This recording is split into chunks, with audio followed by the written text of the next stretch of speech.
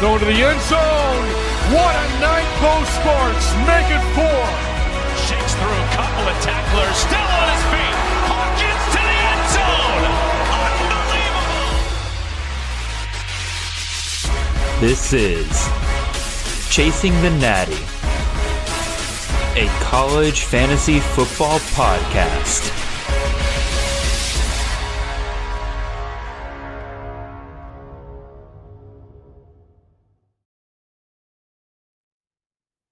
Alrighty, good evening, ladies and gentlemen. Good to see you all here on this Sunday night. We are back with another college fantasy football draft live stream where myself and a special guest each week run through a 30-round college fantasy draft, as well as answer your questions in the chat live here on the show. For those of you who don't know, my name is Jared Palmgren. I'm the host of this illustrious podcast, the Chasing the Natty podcast, a show dedicated year-round to the great sport that is college fantasy football.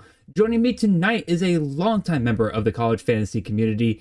He has been known by many names over the years, but most recently, he has relaunched his website as CFF Pipeline. His name is Mr. Justin Heisey. Justin, welcome to the show, man. Thanks for having me, Jared. Real quick, everybody in the chat, make sure that Justin's audio is coming through. Okay, I know I've had some problems with that over the last couple of streams, so...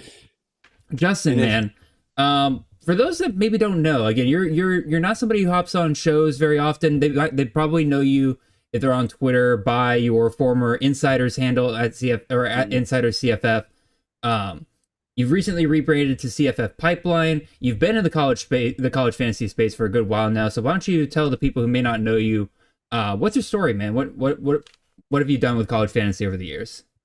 So I've been involved for a while, really since I was I think a sophomore in college, which is coming close to 10 years or 12 years now, which is crazy to think about. And so I started off kind of doing my own thing, was involved with Fantrax for a little bit. And then kind of sought out and started up my CFF Insiders handle that I've ran with for a while.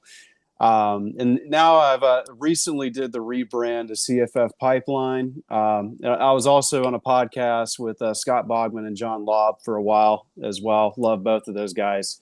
But I recently decided to do a rebrand. And the whole purpose for that was I sort of had an identity with the CFF Insiders for a while.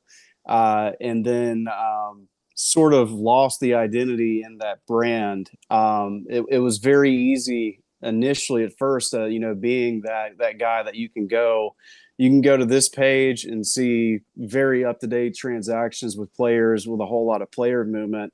But then it comes to an issue to where I'm one person and there's like close to 7,000 kids going into the transfer portal every given year now.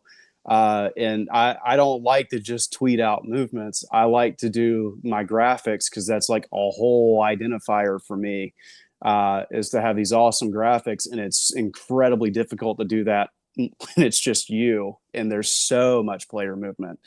And so with that taking place, I like sort of lost that identity. And so I was like, what do I enjoy doing that's in this sphere that not everybody else is doing? Because like I can start a whole thing where I lean into to player rankings and waiver wire and whatnot, but everyone else is also doing player rankings and waiver wire. So there's nothing distinguishing me from anybody else. And so in January of this year, taking some inspiration from Chasing the Natty's year 1-0 theory. That's Campus to Canton. I'm not going to claim ownership over that. I do use it quite a bit, but I want to make sure the problem. I'm so sorry. Did I say Chasing? I definitely meant to say Campus to Canton. No, it's all good. I talk about it a lot, so I wouldn't blame anybody for thinking that was my idea. But no, that is 100% a Austin and Chris Moxley special right there.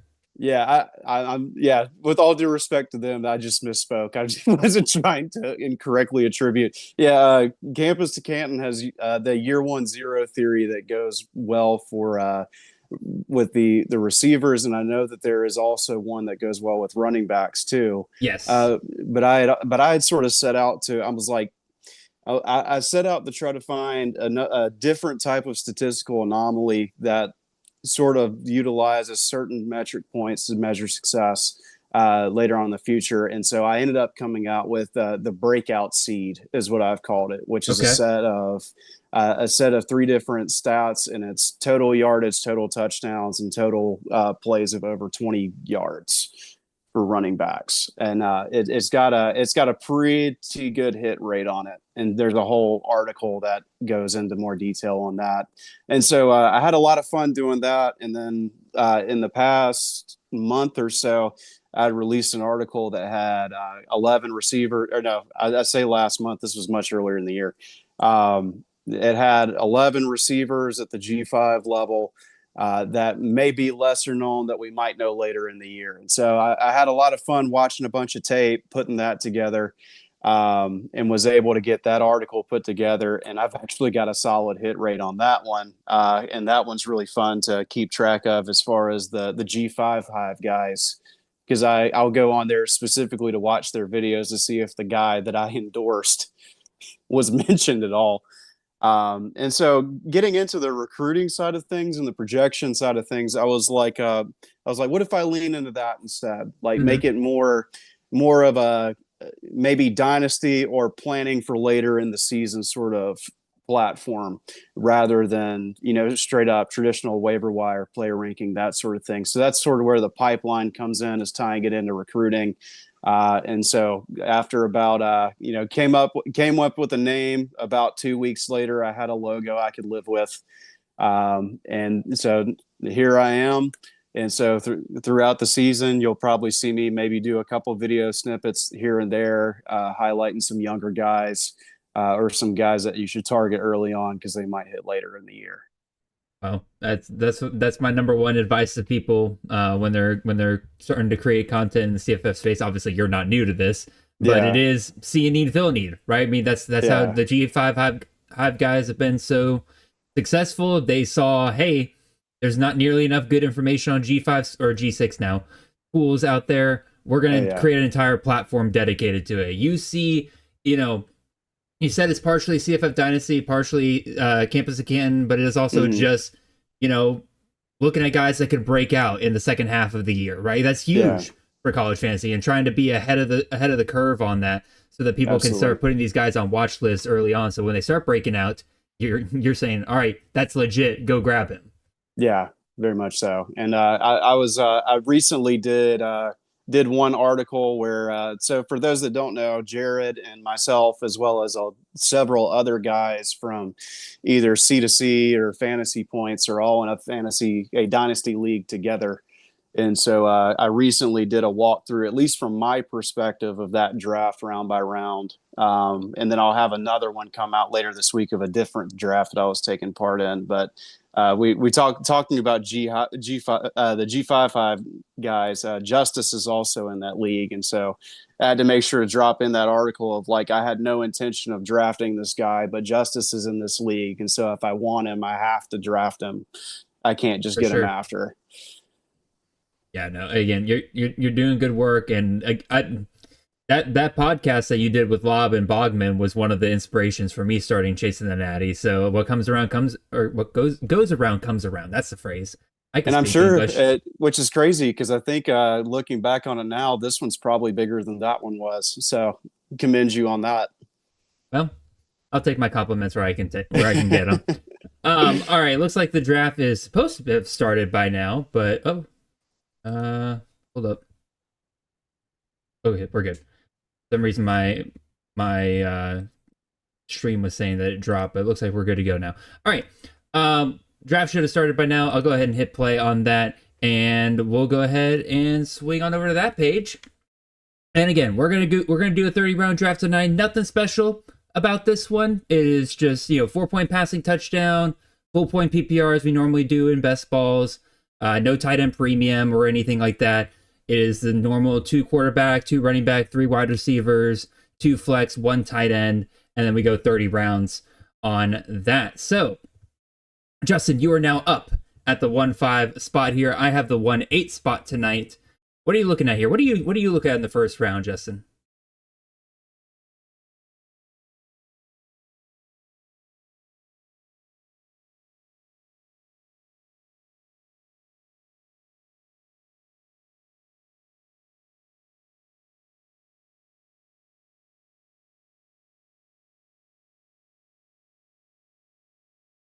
We did a bit of a dive on Caleb Hawkins on today's CTN episode because we were doing a couple of hot takes and somebody had the hot take of he's going to finish outside the top 10.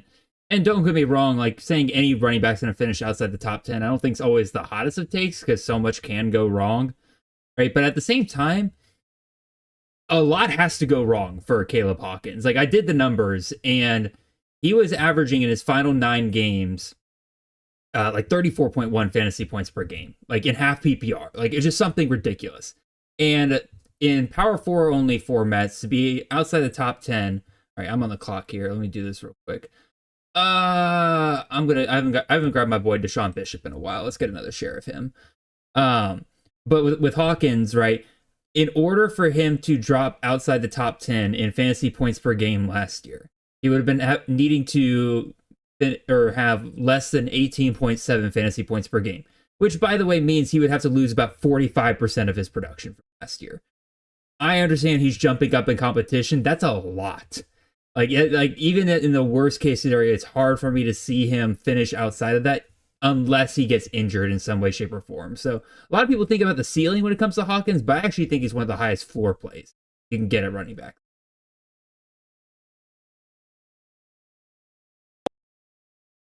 Offense heavy league, even though there have been some improvements on the defensive side of the ball in that league, it's still a very offensive heavy league. He's in the same system there at Oklahoma State that he was at North Texas. I still think that he's pretty good. I also want to shout out Joe C there with the Antoine Raymond pick.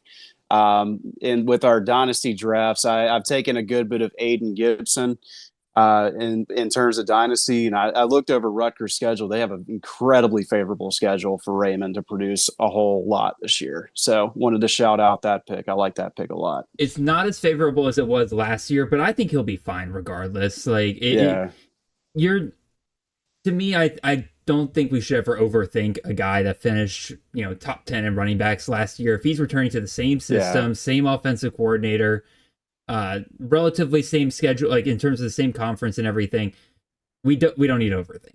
Just like draft him, even if he finishes a little bit lower than what he did last year. Like say maybe he finishes like in the top 20 rather than top 10, more than worth a first round pick because you're trying to get safety, and the best thing you do with safety is just grab guys that have been done before.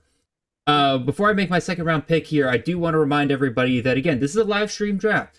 I was kind of hoping I get Isaac Brown there. Let's play it safe. We'll just go Lucky Sutton here. It's a full PPR draft, so I probably don't love this, but going safety, right? Going to get a guy that finished top 36 last year. I doubt that he finishes much lower than that this year. Anyway, it is a live stream draft. If I didn't want to answer your questions, I would have just recorded this ahead of time with Justin, but you guys are there in the chat ready to ask us some questions, so make sure you fill it up all night long. Again, Justin and I can talk about our picks all day long here, but we want you guys to run the show here. So if you got questions, go ahead and drop them in the chat. Let's see if I can grab a quick one here real quick before it gets to... actually, we'll get through your second round pick here, Justin, and then we can answer a question in the chat. Gotcha. I think I have the direction I want to go. I just need to see what Joe C's got going on here. If not, I do have a pivot. I just don't know that I want to use it just yet. I'll be real. There's some pretty solid value at running back still on the board because Bo Jackson went at the 112 there. That's a little bit earlier than what he normally goes. But again, if you're at the 112 spot, if you want a guy, you got to take him there. Otherwise, he ain't making it back to you. Yeah, absolutely. And I think I'm going to go with, I'm going to take Jordan Marshall here from Michigan. Very much. I've always been a fan of that system that, moves from Utah over to Michigan. You got a little bit of quarterback run there, but running back still a very valuable spot in that offense. So I'm a run with Marshall. Was also very heavily considering KJ Duff, considering we just talked about Rutgers. But I'm a ride with Marshall there. You got to keep your lips zipped on who else you're considering, Justin. Otherwise, you just guaranteed that Duff will not make it back to you there at the 3-5. Yeah, I was pretty sold that he likely wasn't making it back to me anyway. No, I get it. But no, Marshall was a good pick there. He was actually the one I was considering along with Sutton there.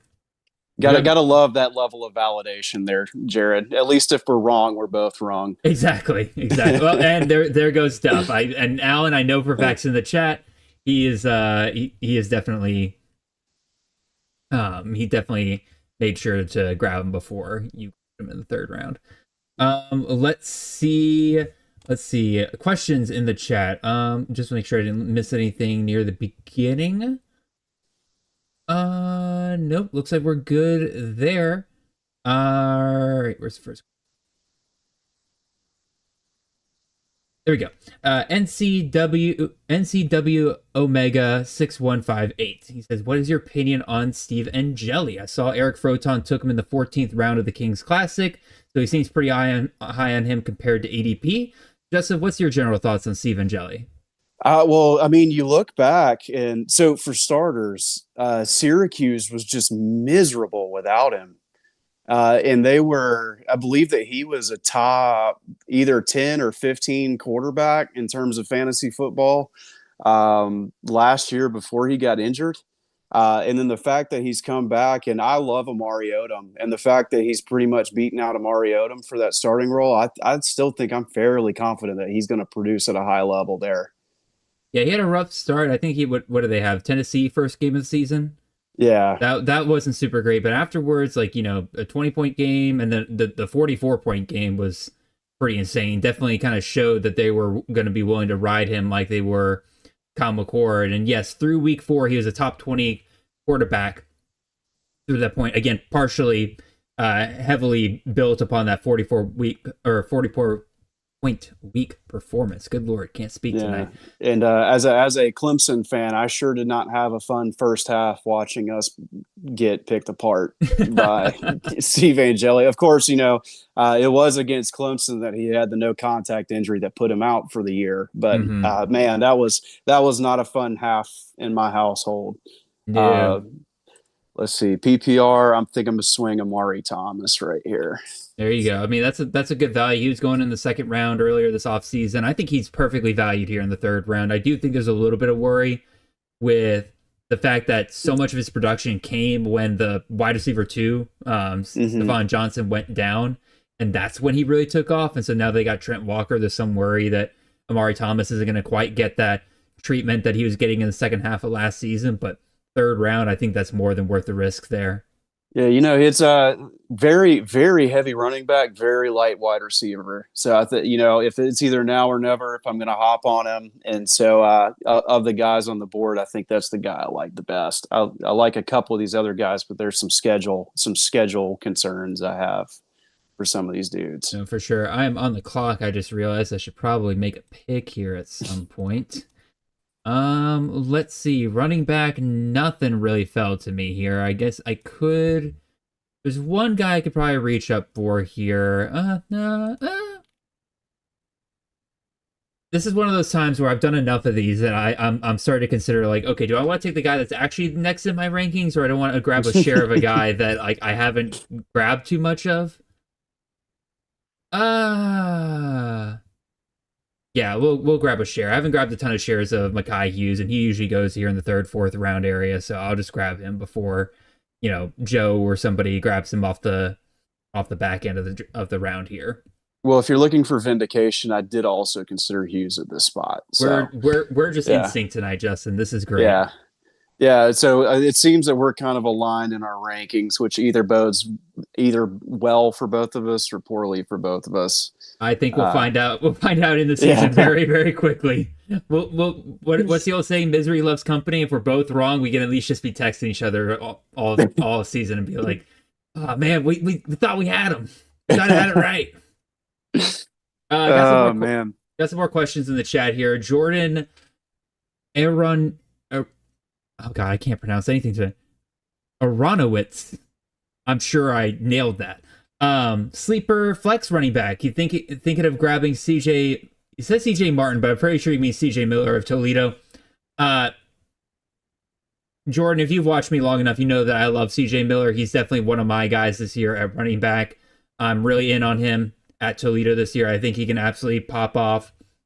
Some other guys kind of down into that range in terms of like a sleeper flex running back. I mean, Antonio Martin's been a guy I've been grabbing a whole ton. The last time he was with that offensive coordinator at Southeast Louisiana, he put up 1,200 yards with that offensive coordinator. And, Middle Tennessee is not exactly a hotbed of different running backs that could take away carries from him. So I think that'll work out really well. Broderick Robinson at UAB makes a lot of sense. What about you, Justin? Who's some of those running backs in that, RB 3, 4, 5 range in your rankings that you think could really hit that next level? Yes, I think I have to agree with the Roderick Robinson pick. It looks like he's, every report I've seen has just been glowing of his performance there for UAB. Marcellus Hawkins seems to have taken over that starting gig at Virginia Tech and has got a lot of promise. I actually was big on Bill Davis for a while, but then I found out that he actually showed up at Virginia Tech at 250 pounds. Oh, my. Yeah. Which, he's a big guy. He's probably like a 230 running back, but that's just crazy.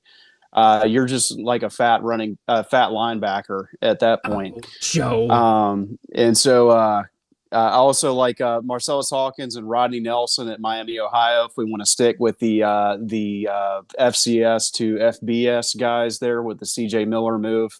Rodney Nelson is a guy that I recently picked up in a different dynasty league there to kind of be that sure thing at running back. So those are some guys in that area. And then a little bit of a homer pick, but I'm a bit more confident about it now than I once was.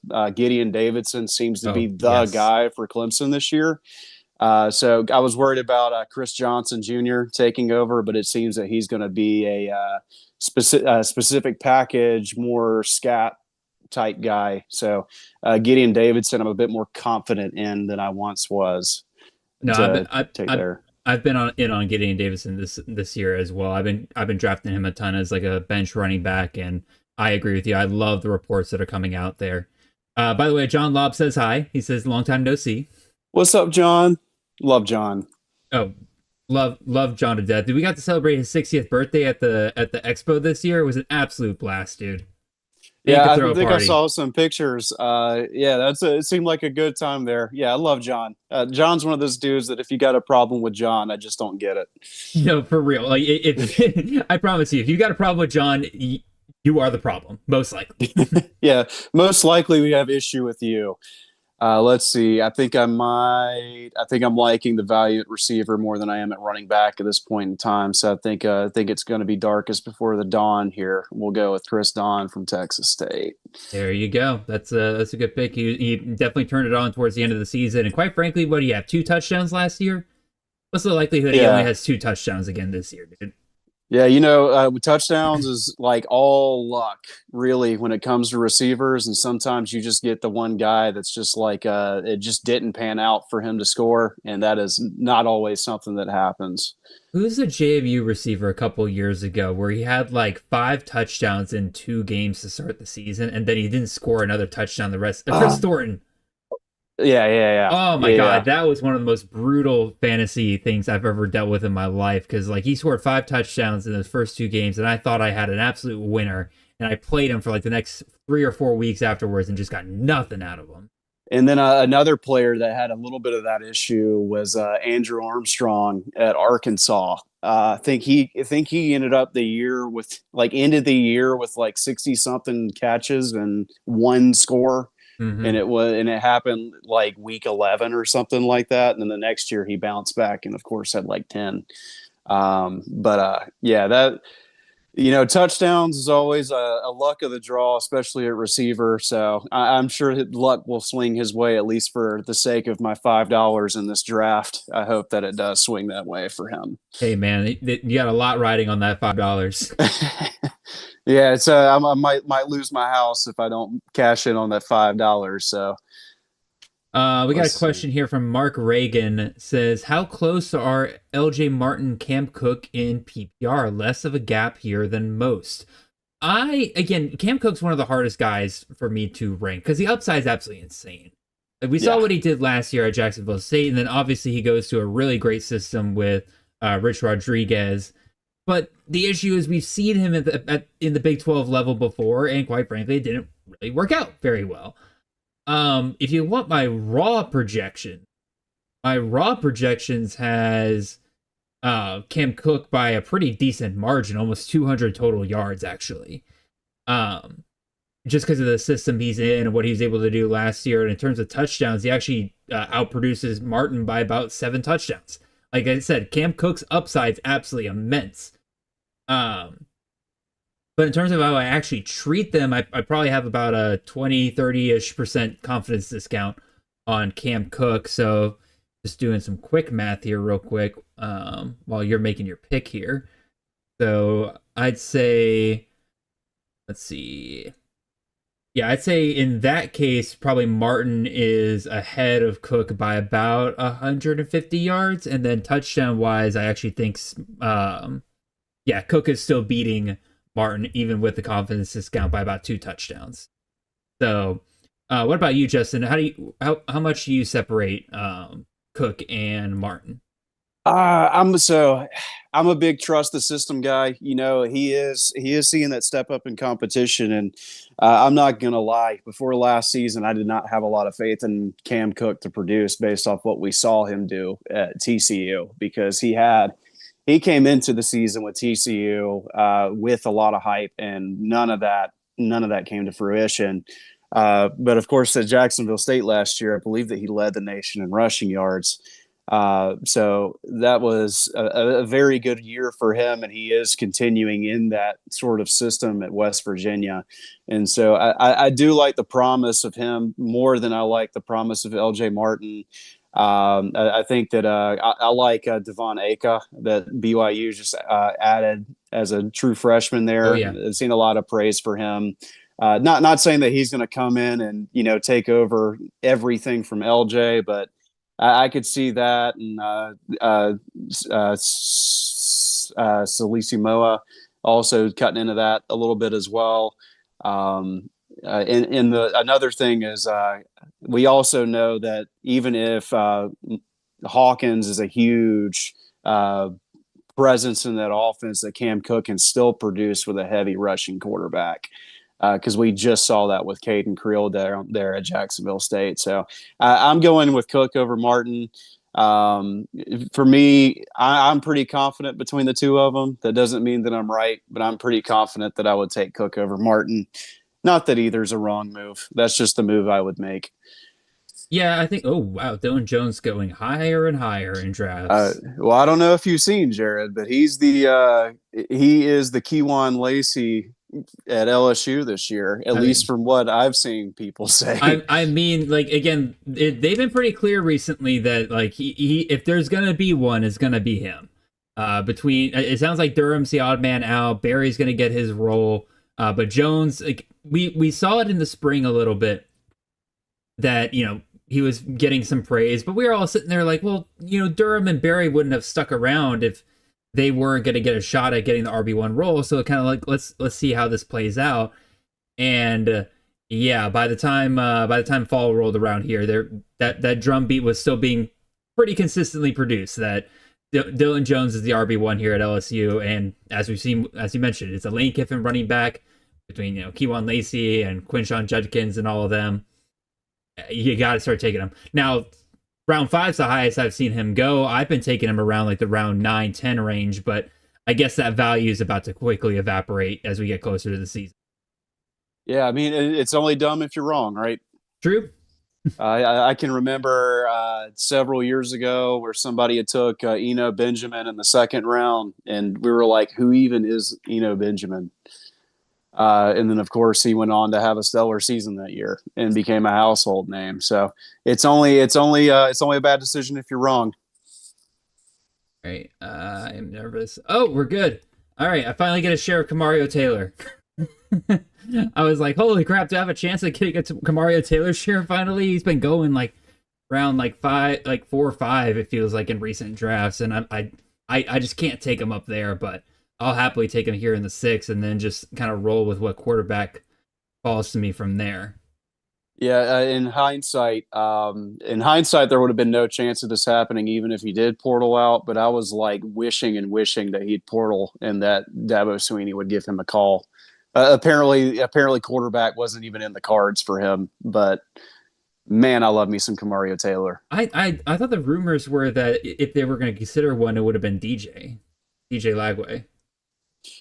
Yeah, there was some speculation of him potentially making a visit. There was a whole lot of Clemson faithful that were saying that there was planes coming in from Texas with him on it. I don't know how much truth there was to it. It wouldn't surprise me if that was the case, because they were very high on him when he was coming in. But yeah, it ended up not shaking out, and now we'll see if it's if not that anybody's asking, but my whole prediction for that is we will see how you'll get the Vizina show to start the year, and by week 4 we'll know if that is still the case or not. Yeah, it does sound like they say that that Vizina is the number 1 guy, but it does sound like they're giving Reynolds a shot. Yeah, it's sort of one of those things. It's just I've seen this movie before. I've seen it 3 or 4 times before this year. Kelly Bryant, Kelly Bryant, Trevor Lawrence, Cole Stout, Deshaun Watson. Like we've seen this dance before. I mean, DJU, Cade Klubnik. We saw that shakeout. It's going to be they're going to give Vizina his opportunity to be the senior stud here. And I have a feeling by the end of the 60-minute mark against Cal, we'll know if it's his for the rest of the year, or if it's time for Tater Tot there. All right, we got a couple more questions here. Alan Blankenship, who took your KJ Duff earlier in the draft, although he says he was going to take KJ Duff regardless. Sure you were. Sure you were. He asks, is the Aeneas Williams hype warranted? So the running back out of Notre Dame, obviously Notre Dame loses 2 first-round running backs in Jeremiah Love and Jadarian Price. A lot, and I mean a lot, of vacated production there, obviously, between those two. Aeneas Williams was the clear RB3 behind those guys last year, although did take a step back in production a little bit last year. But granted, when you have Love and Price, you're not going to not ride those guys. But yeah, Justin, Aeneas Williams went, where did he go? He went 2-2 in this draft. Yeah. I've seen him go first round in some drafts, although mostly it's in that kind of, it's mostly pretty staunchly in the second round. At some point he comes off the board. If you're lucky, you can get him in the third round, at least on the 2-3 turn potentially. Do you think the Aeneas Williams hype is warranted? So see, at least for my breakout seed theory, I certainly hope so, because he did fit the criteria for it. I do share your concerns of that. He had a step back in production. Now they had 2 first-round running backs on that roster. It's not like a real concern. I love Aeneas Williams. Yeah. So it's one of those things. If he's going to have to produce early, if he's going to be that guy, because they've got Nolan James, who drew a lot of love in the spring, and now Jonas Walton is getting some love here in the fall. So I am a believer. He does fit my criteria for a breakout running back at some point in his career here, and now would be the best opportunity for him to do it. Very highly ranked recruit there as well. So I certainly like him. Looking at guys that went after him, there's definitely some safer options. But once again, it's only a bad decision if you're wrong. So we'll see how he shakes out. I'm certainly a believer. He's another one of these guys that I've had to dial back my projections for him, because again, if you go off of what Jeremiah Love was doing the last couple of years, right, you're going to get an insane projection out of that. And I'm like, okay, Aeneas Williams is great. He's been very efficient when he is out there over the last couple of years, but I'm not gonna sit here and pretend that like that's an all but guaranteed thing. So I dialed that back his projection a little bit, gave him a solid confidence discount, but even still, he's pretty solidly top 15 running back for me, and the upside to me is more than warranted.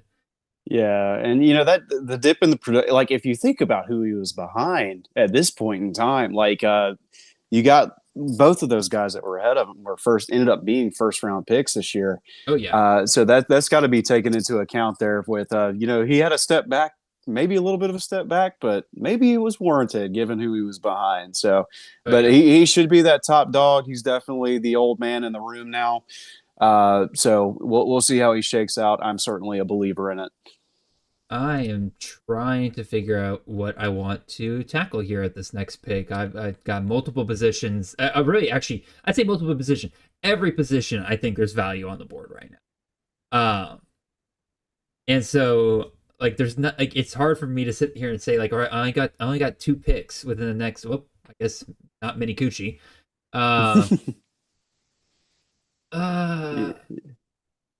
Yeah, I ended up getting, this is actually my first share of Wesco that I've gotten this year. Even though that's my home team there, I don't typically pick Clemson players because they're harder to drop for me. Don't know if you have that same mentality when it comes to Georgia guys. But I was initially going to go a different position. I think I looked at who was on the board, thought I could wait another round to get who I wanted.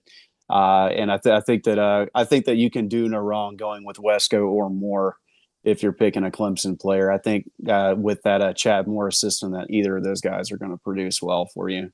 That's what we're all hoping. But again, the limiting factor to me is going to be the quarterback play between Vizina or Tate Reynolds. And you could maybe say Reynolds has like the higher upside, but from what I've heard, his passing still leaves something to be desired. He's got the legs for sure. Yeah. It's so hard to tell because and I'm thanking God that he's kind of shut his mouth about it. But like Dabo will like hype a player up like you wouldn't believe going into a season. And Chris Benzine has been advertised as like the second coming of Josh Allen, and that dude does not move like Josh Allen. No. That guy is a pocket passer with maybe a little bit of a wiggle, whereas Tate Reynolds might be more your. I think he's more the player comparison that I've seen from him, at least out of Clemson camp, is Taj Boyd. Which I tell you what, if I can get Taj Boyd back, I'd gladly take him at this point in time. Every player gets hyped up except for Chris Johnson. Chris Johnson got some mean comments earlier this offseason. That was wild. That was crazy to tell him that he didn't seem like he was serious about football. It's like, good Lord, what did you even tell this guy to get him on campus? No, and it's like this, like you said, this is a staff that normally hypes up like every single one of their guys. Like, what did you do to get them to actually talk bad about you to the press? Yeah. And thankfully, the other day, Dabo Swinney, they asked him who was standing out, and he's like, nobody right now. We'll see what happens if the season starts. And I'm like, has he been kidnapped? Is this his statement that's so out of the norm that we need to check in and see if he's okay? Because this is usually it's like, oh, we're all doing great, and this dude's doing great, and this guy's excellent, and then you get out and your secondary is the worst in the conference, and so he's certainly been very sparingly giving praise out to people this year, which is sort of refreshing for me. And actually, I think it actually makes me a little bit more confident in what we've got going on this season. But we'll see if that's the case. The guys on the talk radio are sort of hoping that we run the Georgia method in being just like solid at quarterback and great at everywhere else. But the radio commentary guys say that Clemson is good at the not Georgia positions and so at the Georgia positions. Yeah, I could buy that. Speaking of Georgia, we got a question in the chat from CFB Fantasy 24/7. He says, how do y'all feel about Talon Taylor at Georgia? He killed it in the spring. He's been balling in the fall. Stockton has to throw to someone. Okay. First of all, second to last great tight end came off the board, so I'm going to take the last great tight end off the board. I'll take some Vanami code for myself here. Anyway, I hate to burst your bubble. But one, don't draft Georgia wide receivers in fantasy. I think we made that very clear. Just like over any the year. years. Just any year. Like, I will let you know when there is so much hype coming out for a singular player. Like the only one that I was like pretty okay with was back in 2021 with George Pickens' final year at Georgia. If he didn't tear his ACL, I do believe that he was in for probably one of the best seasons at wide receiver Georgia's ever seen. But he tore his ACL right before the season, or might have been late spring. But regardless, he was out for the season. So that went up in smoke before it even started. But Talon Taylor may not even start for Georgia. He'll be in the rotation for sure. But based on reports, like you said in the chat, that he's killed in the spring and balling in the fall. That's not what I've heard. Just straight up. It's been very up and down for Talon Taylor. Now, he clearly has some of the highest talent on the roster, and we want him to take that next step. But it, quite frankly, just isn't really showing right now. He hasn't really put it all together yet for him to have earned a starting spot. Because, again, it's going to be likely right now your starting three at Georgia is Isaiah Kanan, who came over from Georgia Tech, London Humphreys, who's been on the roster for a couple years, and then Sokovi Helton White. All right, those are your three starters at Georgia this year at wide receiver. And Talon Taylor will probably rotate at Z and slot quite a bit between those three guys. Again, Georgia rotates wide receivers all the time, but I would not consider him a guy that's like breaking away from the pack whatsoever there. And yeah, Stockton has to throw to someone. Guess what? The Georgia way, it's been he throws to everyone. He spreads the ball around a ton. And quite frankly, this year, Georgia's going to run the heck out of the ball this year. Like, they're going to try to limit the passing game as much as they can, because their strength is in the O-line and the running game. So that's my long-winded way of saying don't draft a Georgia wide receiver. Yeah, and I am for sure not the expert of the two on what's going on in Athens, but I tend to second the concept for don't draft Georgia wide receivers just generally as a rule of thumb. I mean, and I'm going to precursor this next statement by saying statistically, Arian Smith is the best receiver in Georgia history. I do not mean that he is the best receiver in Georgia history, but from a statistical standpoint, he was. I believe that he was the only receiver in Georgia history to top 1,000 yards in a season, which is just like an insane statement. Yeah. That's not true. Arian Smith That's not true. He did not hit 1,000 yards. Who am I thinking of? You're thinking of hold on, I'll look it up in a second. I should know this as a Georgia fan. Speaking of, I'm gonna here. I got it. You focus on your pick.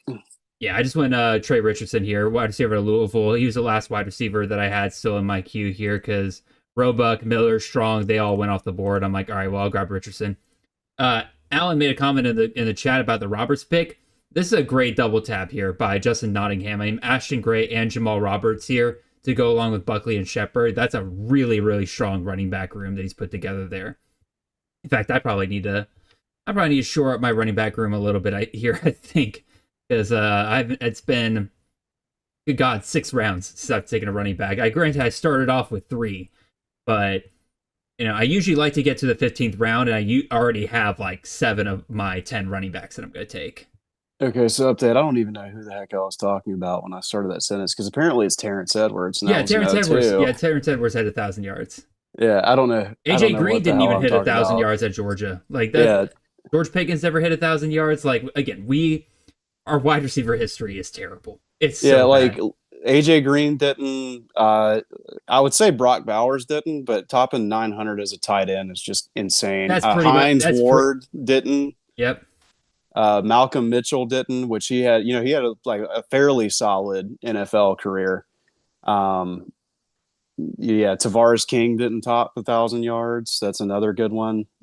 Which I believe that Tavares King was the one with the injury issues when he was at Georgia too. So that could have hindered him a bit. But yeah, there's some good receivers that have come through Georgia. I don't know what the heck I was talking about. I would say Arian Smith did not. I was confused for a second there. I'm like, Arian Smith did not hit 1,000 yards. You know how, because I was hyping Arian Smith when he first got there, and I'm like, hey, just give it a year or two. This man might be the next 1,000-yard wide receiver, because I knew he was a burner, and I was just watching Alabama do the Jalen Waddle and the Henry Ruggs stuff for a couple years there, and I'm like, well, Georgia's got one of our own now, and he's going to do the exact same thing. And boy, he did not do the exact same thing. In fact, he developed stone for hands. Yeah, I remember when he signed on with Georgia, and I was like, because I watched him pick the hat, and so I was like, oh crap, man, they're saying this dude's just like insanely fast and insanely good. That's going to be such a problem. And it turned out that Georgia would go on from there to win several national titles, and Arian Smith would be very much a non-factor in those Yep. title games. But yeah, this is a long conversation just to say generally don't draft Georgia wide receivers. If Cash Jones has got more eligibility, you're fine there. Nate Frazier's a pretty solid pick later on, and a Georgia tight end is usually not a bad direction to go. But There is a non-zero chance that Cash Jones comes back. I'm not kidding. He is one of the players that apparently we were talking to about that 5th year. Cash Jones is one of those people that, like, really, if your team has never played Georgia, you've likely never heard of Cash Jones. But if your team has played Georgia, more than likely you've been pissed off by Cash Jones at least once. Oh, Georgia fans are the exact same way because, again, Cash Jones was really good at making awesome plays and then coming up 1 yard short on 3rd down. Yeah. Like granted, again, it'd be a good spot to go for it on 4th down, but like the amount of times I would say sit there with Cash Jones would be like just 1 more yard, man. Jamari McClure, 10th round here. Oh, that's your pick. So yeah, that's my pick. I know why I shouldn't take him, but I just love Jamari McClure so much. It's one of those things of he was so successful in such limited action in his first 2 seasons. It's like I want him so badly to be the second coming of Tyjae Spears there at Tulane. I think that Will Hall is not stupid enough to not give him the football. But I know the injury's there. I think is my 4th running back here, though, that I'm comfortable making that pick. No, that again, he's a guy that was going in the 3rd, 4th round, like not too many weeks ago, and you get him here in the 10th round. He's injured right now. Like, he is on a scooter. That's obviously not great, but they're basically saying it's up in the air whether or not he plays week 1. If you only miss the first week and you're getting him here as your 4th running back and you still get him 11 games afterwards, like, yeah, maybe he doesn't quite, have that workhorse ability immediately, but maybe he does in the second half of the year. You're totally fine with that here. Yeah. And I love McClure so much. And I've like kept him there. There's some guys that you just keep on a dynasty roster because it's like, I know that this guy's got it. And I've done that on one roster with McClure for 2 years. And I actually drafted Jamari Johnson in 2 different leagues as a freshman at Louisville, and have kept him in both of those for like 4 seasons now. And so finally that unexplained dedication to a player will pay off several years later. We always love when that happens. It's like whatchamacallit? I'm like blanking. There's somebody that was great last year. Hold up. I mean, the Brendan Sorsby finally paid off last year. Yeah. He was one of those that was just Connor like Wegman weird as well. Oh yeah, Connor Wegman was not a person I had a whole lot of faith in going into last year. So props to guys that bet on him. That was a good bet. The people who still believe in Cameron Cook after his TCU year. Granted, that was only 1 year afterwards, but yeah. Chip Trayanum. Chip Trayanum's a great one from last year. The amount of people that held on to that man, like every stop that he made, and he finally found one that just let him go off. Yeah, that one was a great pull if you kept him for that long. Given that he was, he started off as a running back and then went to Ohio State, and it kind of looked like he was done because he switched to played that hybrid linebacker role too. Mm-hmm. And so that was great when he went over to Toledo. I benefited from that one until playoffs hit and he got injured, and then I didn't have any running backs. Oof. I think in our league, I was up to the point to where I was like, all right, come on, Jay Ducker, which is not a great position to be in. Being in great positions, you got 5 seconds on the clock here, sir. What you looking at? 3, 2, 1. Gosh, I was on a different tab. That's okay. I'll go with Lewis. He was at the top of my list here. That's very unfortunate because I was wanting to get him. We're just instinct tonight, Justin. We're looking at the same guys. He was up at the top of my queue there. I think I wanted to go receiver. I was actually looking up 2024 Georgia stats, and that's why I wasn't on the right tab. Oh, wow. We're just gonna suck up all my queue here. That's fine. I guess I'll go running back here. I'll grab Carson Hansen as my 5th running back. I know some people are worried that he's not going to do as well in the Big 10 as he did in the Big 12, but my 5th running back here, I think it'll be clearly the RB1 for Penn State. What does that mean? Like, in terms of, like, what does that ceiling look like? I'm not entirely sure, but again, at 5th running back, I feel like I get a safe floor here. Yeah, James Peoples moved from Ohio State to Penn State over there, but I've actually seen like nothing about him. It's all been Carson Hansen since he's come over. So weirdly, it feels like a safer bet at Penn State than it did at Iowa State, which feels wrong to say. But I don't hate the pick. I could live with Carson Hansen here. Mike 9434 or 9438. I should get the number right. Asks, do you guys do any 2 QB leagues? Any 2 QB mock drafts? Much more fun at the college level. Yeah, we're looking at one right now. I don't think I am in a single league in college, even Power 4 only leagues, that isn't 2 QB. And by the way, or super flex, get out of here. If you're adding a super flex spot, just make it a quarterback spot. Like, that's just the way it goes in college fantasy. You're never going to start a non-quarterback in that spot. There's just too many of them. Yeah, I think every league that I'm in is exclusively 2 QB. Now, I do have to say, it's funny that you mentioned Superflex. My home league that I've had since 2011, when Johnny Manziel carried my team to a championship in our first year, we'd run 2 quarterback, 3 super flex in that league. And the drafts for it, I was just telling my uncle who's in that league with me today I do all these drafts with all you guys throughout the year, and that is the draft that I'm least equipped for when it comes around. Because like you've got in that league, we're gonna see like Mestamaker's probably going 1, and then the next guy's a big LSU guy, so you're probably going to see like Sam Levitt go 2 overall, even though he's got 0 business going 2 overall. So it'll be that league's just nuts to have to draft for if you're a person like us that does this kind of thing all the time. I am so mad. That was a brutal turn at the quarterback position. Creel, Woodson, Helms, all 3 guys I had in my queue. And I'm like, I'll get one of them back here if I take Hansen now. Nope. Nope. Was not meant to be. And honestly, I was going to go quarterback here, but I'm going to pivot. And I think I'll grab a wide receiver that's been getting some hype. And the system's great. And I haven't got a lot of shares of him. I'll go Mike Matthews here out of Tennessee. Mike Matthews is one that in mine and your dynasty league, I drafted him as a freshman, and he was the whole reason that I did not draft TK Keys in our supplemental draft this year. It was one of those things of like, I drafted a Tennessee receiver, and here we are 3 years later. And so ideally, this will be the year that's like vindication. Corey, finally picking him. Corey Cavender's got a question for you here, Justin. I told him to get out when he asked this, but he says, in a Conference USA only special teams league, any late round punters I should be targeting?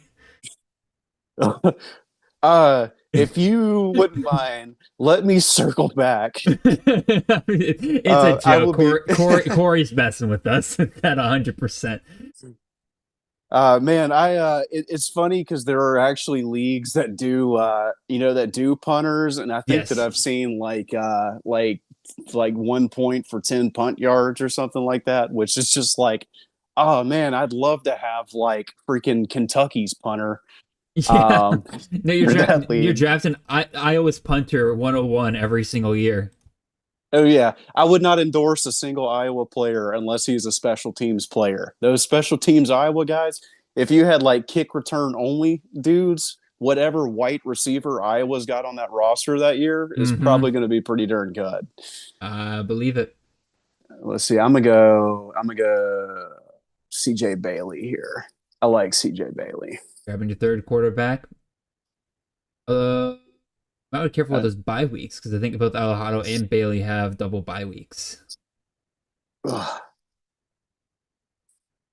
Thankfully they are not at the same time though. So we should be squared away there. Yeah, I'm a big fan of CJ Bailey this year. I think the receiving core is a lot better than he had last year. Terrell Anderson's getting a lot of love there at USC this year, and I'm just like, it's like you just had CJ Bailey as your quarterback and couldn't produce with CJ Bailey.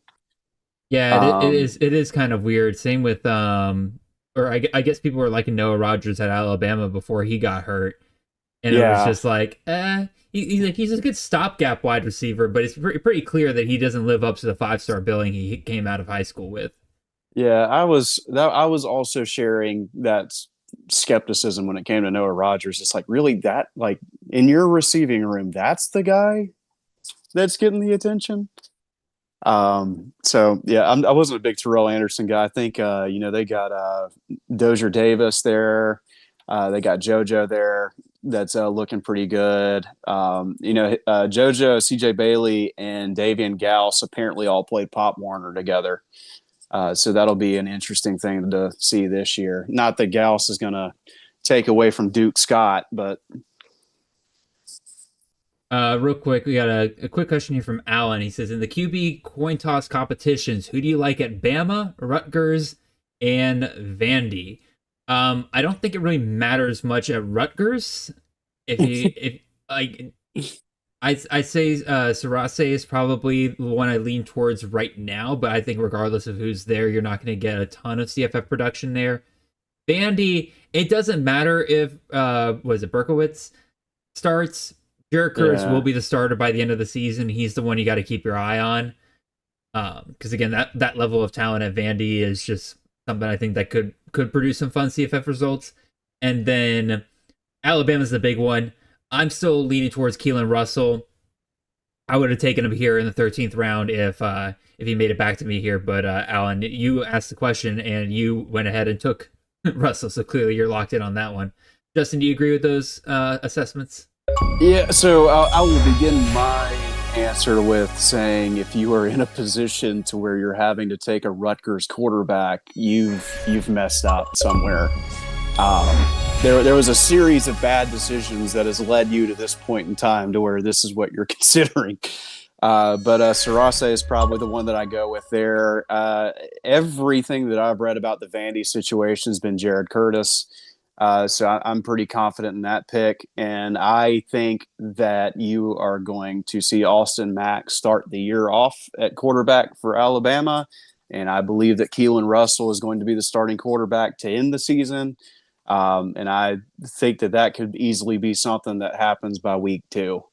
I think that Russell's better. I think Mack is decent. Russell's the better talent.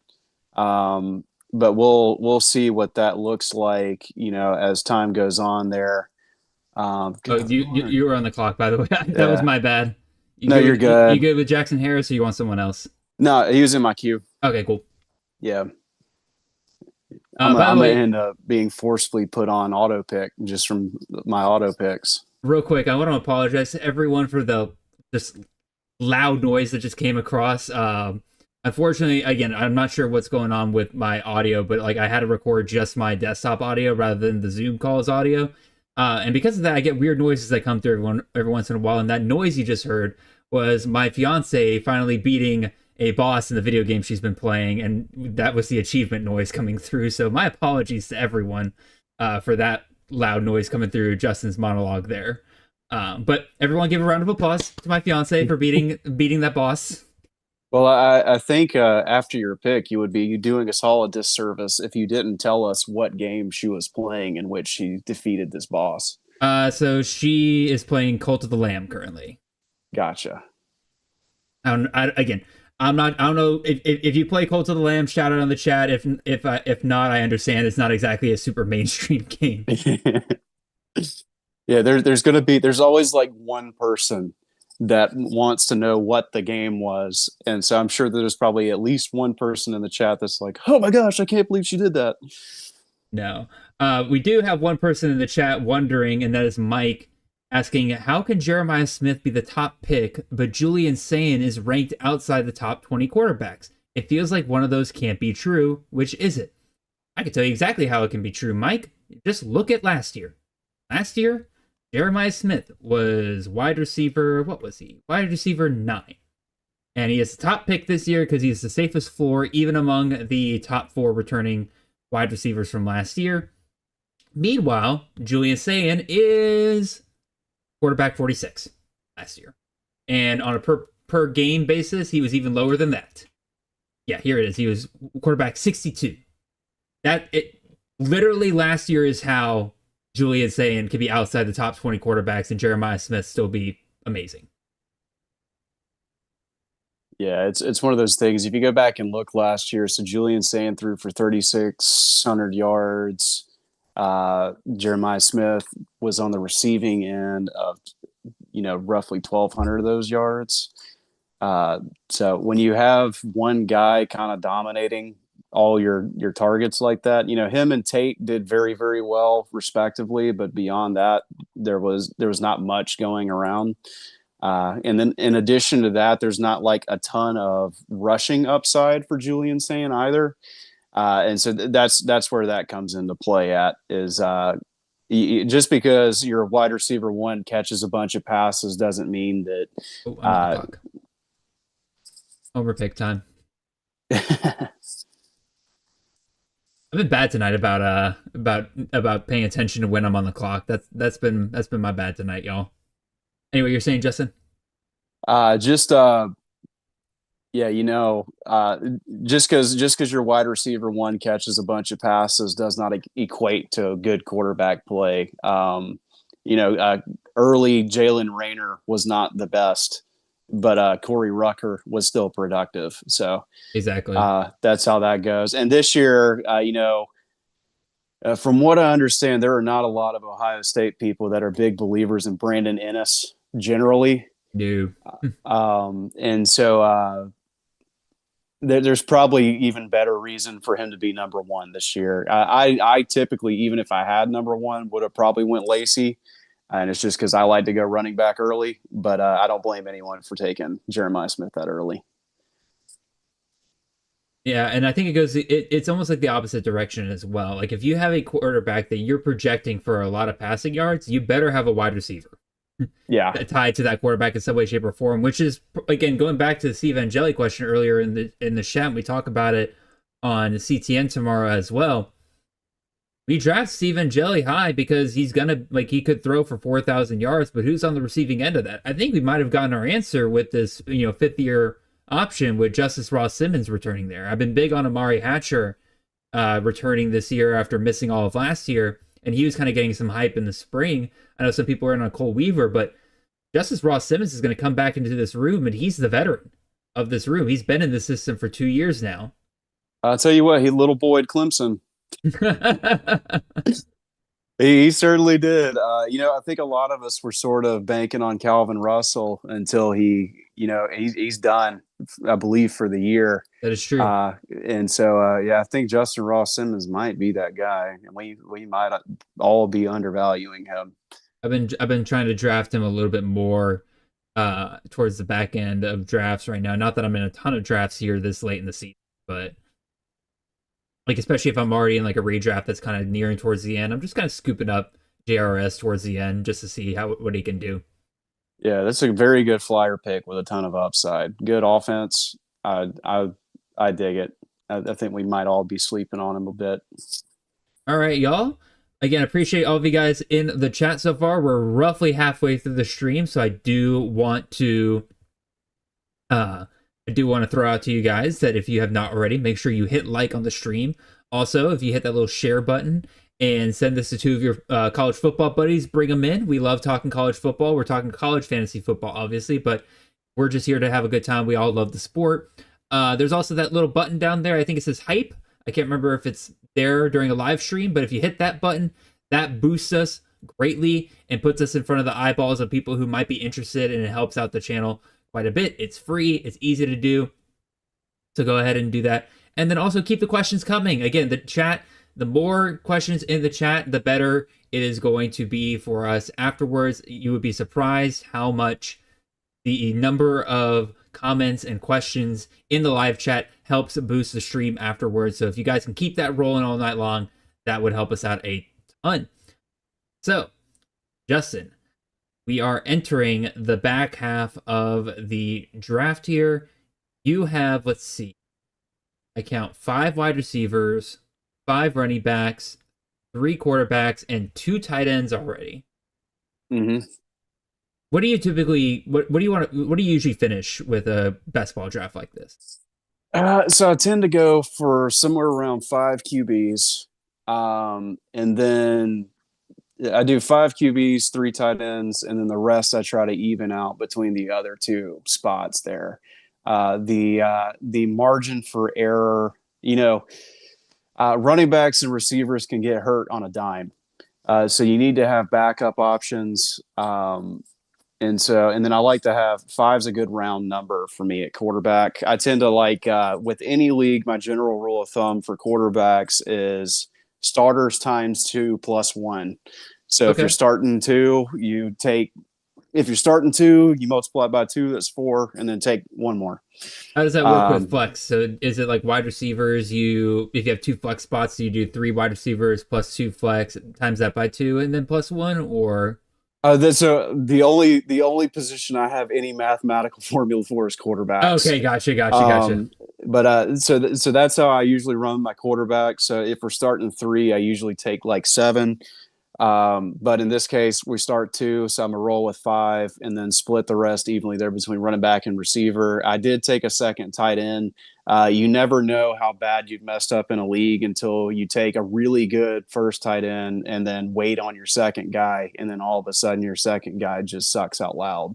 Mm-hmm. And so and it's a point of pride for me to be a really good tight end guy.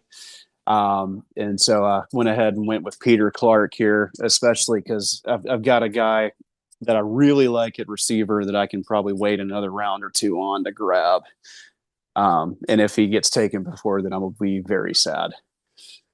I like that chroma pick a lot there by Robert there. But you can't just throw out that you're a tight end guy here, Justin, and then just not give us some names at tight end that you think are being undervalued. So what do you got? Yeah, so this year I've already taken him, and I wouldn't say that he's necessarily undervalued, but I do love me some Patrick Overmeyer. That's a very, very good system for tight ends that he is in. And so I expect him to kind of pick up where he left off, or pick up where Koziel left off there. Also like Jeremiah Halsey there at Duke. Duke is vacating a whole lot of touches, and somebody's got to clean those up. Mm-hmm. So I think that he will do very, very well this season. We're all still waiting on the Hunter Andrews breakout year. Perhaps this year is this year. And then I also like Luke Denicky over at Northwestern. It was one of those things of like, I think our boy Felix has been hyping up Duke a pretty good bit. And so as I was looking in my last dynasty draft, I was like needing another tight end, wanted a younger guy. And so I was like, I can't even think of like Chad Kelly's tight end usage. And then, of course, I went and looked at the Raiders, and I was like, holy crap, he threw that ball to Brock Bowers a whole lot. And so I like Luke Denicky as a potential guy there. And so those are just a few guys to name there. If you want like a deep sleeper guy, Chad Morris seems to really like Pat Olson-Henry. I know that we sort of did this song and dance a little bit last year. But Pat Olson-Henry's gotten a lot of praise in spring camp here with the Tigers. Mm-hmm. And then, of course, I don't see a Georgia guy going very early. So if you have a Georgia recommendation, I tend to second those types of guys. I guess Lucky's the guy, should be the guy this year.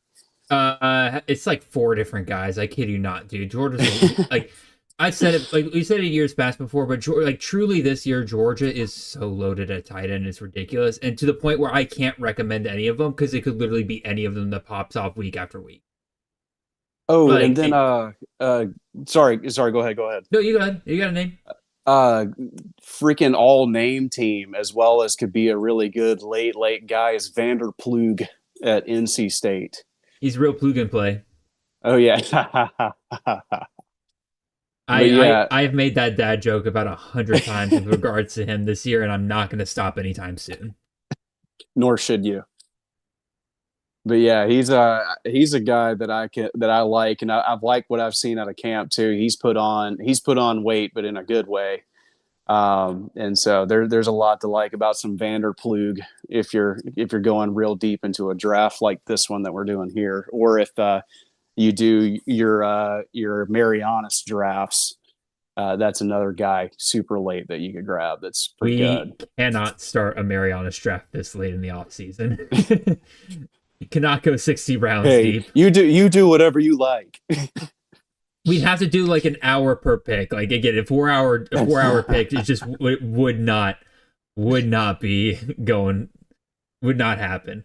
We got a question from Deathbomb411 here. He's in an auction draft, and he's asking between Austin Dendy, Mekhi Hughes, Joe Jackson, Bo Jackson, Jalen Buckley, and Adam Muhammad. Who would you prioritize? I guess Deathbomb, if you're still there in the chat, I would like to know, is this like a C2C or like a dynasty league, or is it just redraft? Because if it's just redraft, I'll look at my redraft rankings and just go from that. And in that case, I think Dendy is technically the top one of that group. But Justin, who would you of that group? If you need me to read the names again, I can. Yeah, read that list of names off again. It was Austin Dendy, Bo Jackson, Mekhi Hughes, and who was my fourth option there? She had more. Joe Jackson, Jalen Buckley, and Adam Muhammad were the other ones. Okay, so I might be going against the grain here. I am sort of staying away from Joe Jackson, and it's just because there are a lot of guys on that roster. I do like the potential of Joe Jackson, but I like the potential of like 3 or 4 different guys on that Kansas State roster. I think that I like the Mekhi Hughes spot, given that he is back where he belongs in that system. I think that it's close, but it's probably my 3 there is probably Hughes, Dendy, and then Bo Jackson. Even with the Isaiah West stuff that's going on there in Ohio State, that's probably my top 3 there, and then I can be swayed at either way. Also, from there, Proton is in the chat, hanging out tonight. He says, "Hey Justin," and he's saying you're rocking a serious beer tonight. Thank you. I trimmed it up just for this broadcast. And he asks, "What is your opinion of Christian Bentancur?" So my opinion of Christian Bentancur is he is the best, most talented tight end on Clemson's roster, and I am unsure as to how much that actually matters. I think that he is the most talented player on in that tight end room. I think that he should have gotten more targets last year than he did. But the hype seems to be swinging very heavily toward Pat Olsen-Henry in the reports that I've seen. The reports coming out of Clemson have very notoriously been incorrect from year to year. So once again, we'll see how much it actually matters. But I really like Bentancur. I think that they need to target him, or he's going to go find somewhere that will next year, because he needs to be. He's incredibly talented. I've definitely liked him. He's in my rankings, and unfortunately I haven't had the stomach to take him because of what you're talking about with Pat Olsen-Henry just still hanging around there. But like to me, if he gets that tight end usage that Clemson's been given their guys, about 45, 50 targets, like he can easily finish in the top 24 tight ends. Yeah, for me, it's one of those things of I think if Clemson had not just recruited Naeem Burrows to the squad, I'd be a bit more confident in both of those guys being able to produce. Because you have your guys out wide, and if they didn't get Burrows, I didn't like what I saw out of Tyler Brown last year to take over for Antonio Williams this year. And so if they wouldn't have brought Burrows in, I would have liked them to use more 2 tight end look, which has actually been somewhat fruitful before. But I'm dodging both of them this year. That's my answer, Proton. That is my answer, handsome man. I appreciate your question. I think Robert Flores here might be done with running backs. He has taken 10 running backs and 18 picks. Leave some for the rest of us, man. My God. I looked at that real quick. I'm like, that's a lot of red. And then I did the count. I'm like, okay, he should be done now, right? Right? Let's see. I'm gonna go ahead and take my guy. I'm a big Isaiah Horton fan this year. I loved him last year at Miami. I think that he's, going into a system that Mario Craver is still very good, but they got to replace all that KC Concepcion production somehow. And I think that Zay Horton's that guy to do that. Very, very nice. And again, he's a very different receiver than Concepcion. A lot bigger. A lot bigger and not quite as like agile, but again, he is a very different receiver than the rest of that wide receiver room. He will have a role cut out for himself, and quite frankly, I would not be shocked at all if he ends the season with the most touchdowns on the team just because of how big of a target he is. Good pick there by Gundy's gang there, Kirby Voorhees. I've been eyeing him for a couple of rounds. I just have so many shares of him that I just probably needed to chill a little bit, but that's a really good pick in the 18th round here. I got a good chuckle in one draft that I was taking part in because the G5 Hive, who's apparently getting a lot of love in this pod here, had just released their Washington State episode, and I could tell that there was a guy in that league that had just watched that episode because it dropped, and then like maybe 5 minutes later, he snags Kirby Voorhees. By the way, Death Bomb says, thank you. It is a dynasty league, that auction draft we were talking about earlier. So that does change my opinion a little bit there. I would go Bo Jackson there. I would heavily target Bo Jackson there. Second year, you get at least, for a fact you get 2 years out of him versus all the other guys. You get this year, and then next year's a big question mark in terms of are they gonna stay? Are they going to transfer? Like, could they be going to the NFL? Could they be transferring to a Power 4 spot? In which case, that's a huge roll of the dice. This year, we got lucky with a lot of the G6 guys moving up. We've had years past where they go terrible places, right? So I would say just get Bo Jackson. He'll be, for a fact, as long as he's in college, he's going to be staying at Ohio State. Unless something goes horribly wrong. You're on the clock here, Justin, by the way. Oh, there you go. Yep, I went with God's power here. But yeah, I think I second the Bo Jackson selection there. He is going into his sophomore season. I like Isaiah West, but I'm not buying the stuff I think Bo Jackson's running with the twos just because he's a little banged up. He'll be back with the ones once he gets back right. And you know what? Even if he was the two, that system can yield two productive guys that are both on there. I saw a report today that was basically saying that the staff was challenging Bo Jackson, and he has, quote, responded in the way that they wanted him to.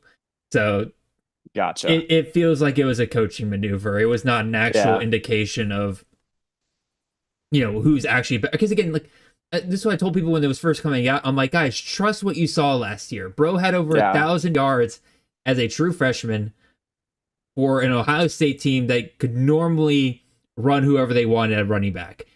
If he's earning those carries as a true freshman, for a fact he's good. And Isaiah West was earning carries as a true freshman as well. I have no doubt he'll be a good RB2 for them this year. But one of them had over 1,000 yards last year. I have a feeling he's going to be the best one. Isaiah West is a guy that I have. So I have two dynasty leagues. Isaiah West is a guy I own on both of them because he is a guy of he's going to be really good the second that he transfers anywhere else. Yeah. And so that's why I hang on to him. Isaiah West, also another breakout seed running back. So he managed to hit the criteria for it last year, even with Bo Jackson going insane in the process. Alrighty. By the way, my last pick here, I took a guy that I've actually poo-pooed on a lot this offseason. I even poo-pooed on him today on CTN. But, 19th round, Shelton Sampson. I'm not a big Shelton Sampson guy, especially earlier in the offseason when he was going, round 6, 7 off the board. But, now, down here... Oh, God. Now that he's down here in the 19th, 20th round, and this is my 1, 2, 3, 4, 5, 6 wide receiver off the board. like, yeah, he's dealing with a hyperextended knee right now. There's a decent chance he misses week 1, but I know for a fact as soon as he gets back in that offense that there's going to be a role for him. Again, I don't know how much it's going to be because I don't trust Dwayne Winfield to throw the ball that much. I mean, they only threw 22, 23 times a game last year when Winfield was the starter. Like, it was not pretty. But there were a couple of games there to show that, like, Sampson's still clearly the best wide receiver they have, a step above the talent that they usually have at the position.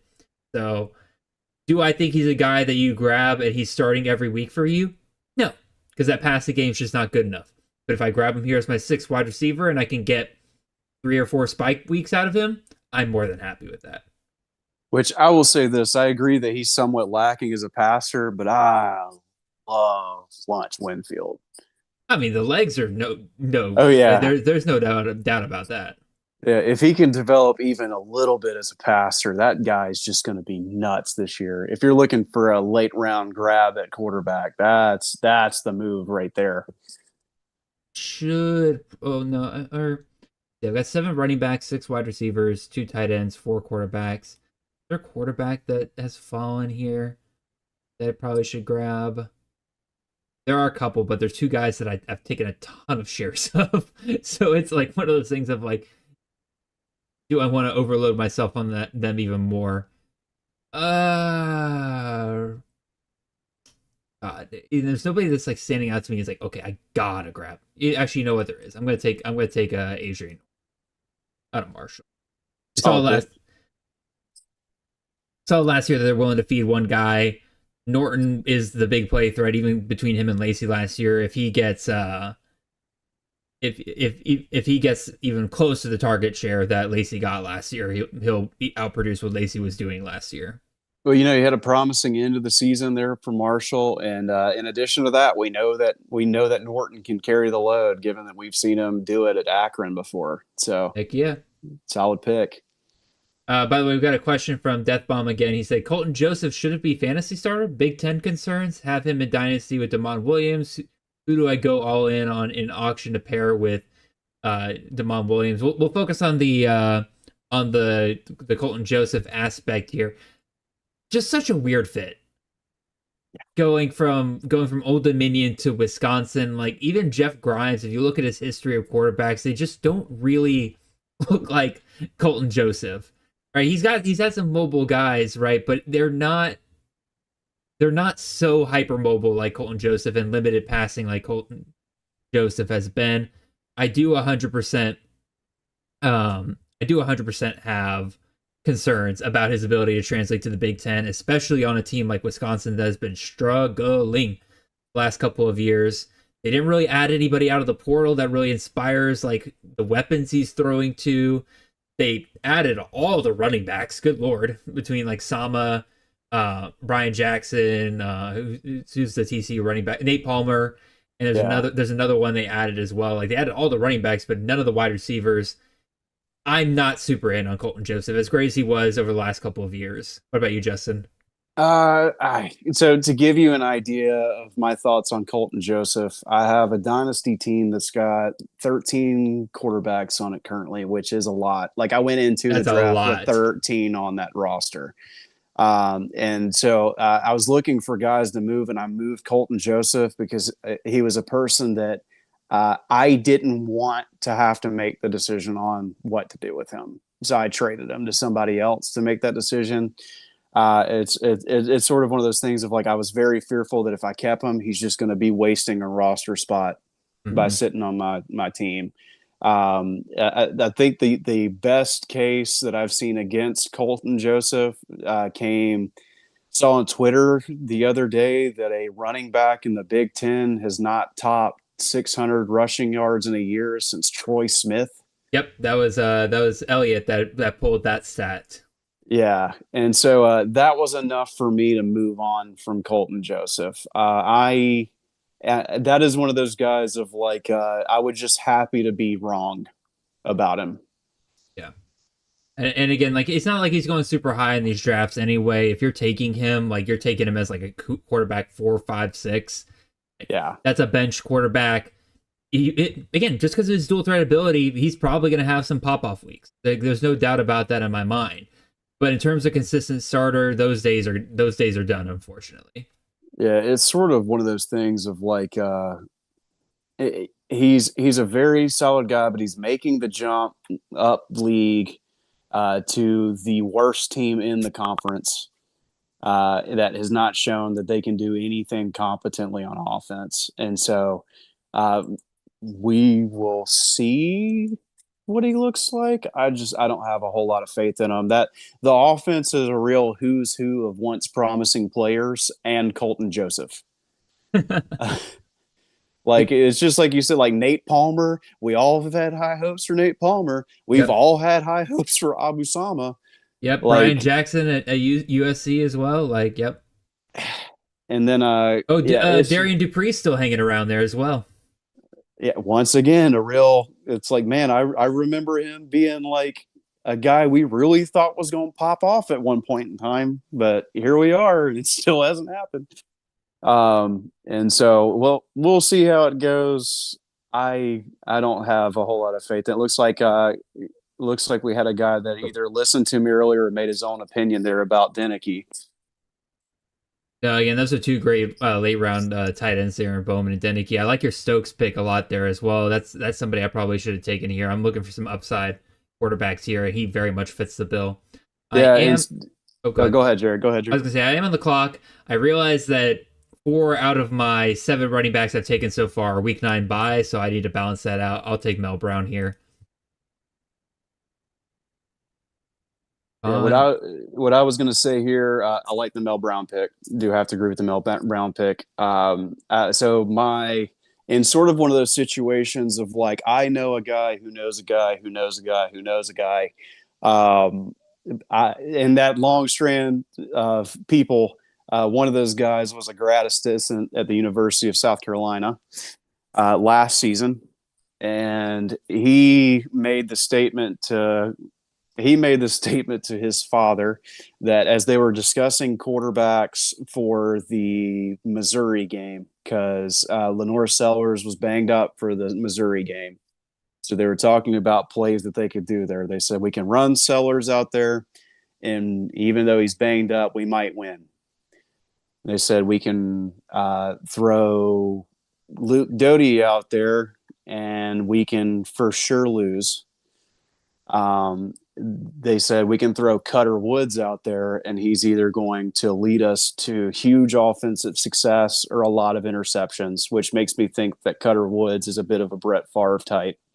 And so they're like, we can put Cutter out there and we might actually win, but we might lose. And then the statement was made of, if we put Aaron Nolan on the field, we're for sure losing. And so that was enough for me to know that in the situation with Memphis, I'm going all in on Marcus Stokes. Like, if they have zero faith in him to win a game there, and the fact that he was, couldn't be even in discussion at Ohio State, I'm out on him. No, yeah, I once I saw he flamed out of 2 different Power 4 spots, I was like, okay, there's something else up here. And Marcus Stokes coming up from West Florida. He produced well there. He fits, in my opinion, the offense that Kevin Decker's going to want to run a whole lot more. And so I'm in on that. He's not going to be Colton Joseph. He's not that kind of runner, but around the goal line, like, he could end up with 8, 9, 10 touchdowns because he's just very dynamic around that point. Justin Nottingham, not you, Justin, other Justin. Yeah. Justin Nottingham, screw you on that double tight end pick there. Just knocked 2 of the tight ends out of my queue there. But it's my 3rd tight end, so screw it. I'll just go Eli Finley here and just I think I'll be done with the tight end position here. I got 3 guys that I feel really good about, all 3 different bye weeks. We're good there. Yeah, Justin Nottingham, everyone's favorite resident Bowling Green fan. Heck yeah. Oh yeah, of course. Of course, that's exactly what he is. And then sort of backtracking a few picks here. So I like the Middlebrook pick there for Virginia. I think I actually just saw that he is running away with the running back competition there at Virginia. So big fan of JaKale there. I expect very big things from him at Virginia this year. And then circling back to my Jordan Napier pick here, Sort of, if you want a guy to keep an eye on from a dynasty perspective, I'm like not the hugest fan of Jaden Denegal. I think that he's still the guy there, and so long as he performs, I would say average or better, he's not going to lose that job. But Stone Saunders looks real good. And so if you're in a deep dynasty league and are looking for like a late round maybe guy with some upside, I think Stone Saunders, transfer for Kentucky, is that guy. I almost hopped on him in this most recent draft that I finished up. I'm a big fan of his potential there. I agree with you. From a dynasty perspective, I think that might be one to kind of keep an eye on. And like, it's been a while since we've had a true, like, upside, Sean Lewis quarterback. But I mean, obviously Shedeur Sanders, but I mean, people got to remember what he did with Dustin Crum. Like, once he's got a good quarterback, he can really do some damage. Problem is, whatever he's got going on at San Diego State between Danny O'Neal and now Jaden Denegal, he's just not, for some reason, not able to bring in the quarterback talent that you would really want him to be able to do. Yeah, he I don't get it. Has not found that guy for what he wants to do, and it's hard to have a full evaluation with Denegal because, like, I would say what we saw of him healthy last season was like decent to above average at best, which is not what you expect from that type of offense. And then anything else he had outside of that just didn't look very good. And then the Danny O'Neal experiment failed there, and it's also failing at Wisconsin as we speak. And so it could just be like a bad stretch of evaluation. But we'll see how it goes. They seem to think that Denegal is their guy this year, and I really like what I've seen out of Stone Saunders. I think I might call my shot on that being your first true stud there at San Diego State. I did hear some good things about him out of the spring with the limited information that we get out of there. Deathbomb 411, another comment here. He said, overpaid for Klubnik last year, got burned bad, but he's ready to do the same for Trinidad this year. Unless you think one of Arch, Kamario Taylor, Del Rio Wilson, and Mateer are worth the big bucks. I mean, Trinidad's one of the few quarterbacks I'm willing to take in the first 3 rounds, and I did so in the Kings Classic draft. I truly believe that if Trinidad takes another step this year at Ole Miss, and I do think that there's going to be a push for a Heisman campaign potentially from him, he could end up being a league winner. He could legitimately just finish almost be guaranteed to finish in the top 12 quarterbacks, and you just don't look back. Yeah, as a big Clemson fan, naturally, I despise Ole Miss these days, but Trinidad Chambliss is real freaking good. Based on that list that you gave, I think the only one I'm not hugely fond of is Mateer, just because I didn't love what I saw from Mateer coming back from injury. Obviously, he's had some time to get better from that injury, but he did not look great after injury, and the Oklahoma schedule is also just not very good this year in terms of fantasy production. There's a lot of hard matchups on that one. So of the ones listed, I actually think Chambliss is the one I'd pick of the 4. Yeah, I would not endorse John Mateer as your what seems like you're looking for your QB1 there. I mean, if you want to go big or go home, just grab both, spend up for both Trinidad and Kamario Taylor. And if both of those guys hit, you're winning the league. And I also or you're getting last place. If Arch doesn't perform at a high level this year, there's some need to be concerned about his pro prospects, because that Texas roster is just built for him to be incredibly productive. All right, let's see what Luke lets me do here, because there's a quarterback still on the board here. I'm shocked. I'm not the guy that's normally like hyping this guy up. That would be my co-host Chris Battisell, but Roma Gagliano's still here in the 23rd round. Like, I know that the new offensive coordinator is probably not going to let him run nearly as much as what he was doing last year, and I fully buy into that. But this is my 5th quarterback. And he may not run as much, but he's still going to run a decent amount. He's still playing the CUSA there. And again, this quarterback or this offensive coordinator doesn't let his quarterback run a ton, but he's willing to let his quarterback run into the end zone as well. So I think Gagliano's still in good position to still, at the very least, get 300-400 yards on the ground somewhere, and probably about 5, 6, 7, 8 touchdowns, somewhere around there. Yeah, Gagliano, as known around Derek Mason's house, the reason he still has a job. Indeed. Played very well to end the season off last year, so I don't dislike that pick at all. Oh, we got a big quarterback run coming off here, and we had a big tight end run over the last couple of rounds here. My good lord, I mean, Flanagan, Minnie, Finley, Tipton, Pittman, Norfleet, Thomas, like that's a lot of purple in a single round there. Now we're getting a big quarterback run here near the end. And I have to say for Steve, if you're going to get Jackson Arnold, you need to get Alex Orji too. No, he doesn't. No, he doesn't. You don't think so? No, not at all. No, that's a bad pick. Don't do that, Steve. Don't do that, Steve. Steve, make the pick and make me feel better. Yes. Robert, don't do it to me, man. I like Joe Sam Brown pick there too. I think for the same reasons I like Jay Ducker last year, I like Sam Brown. I think Sam Brown is a very talented running back that just happened to have gotten caught behind two of the best running backs in Rutgers history there at Rutgers. I thought he would have been productive in his own right there. He just also could not stay healthy to save his life, man. Yeah. But I like Sam Brown a pretty good bit this year. Like I said, Orji, bad pick.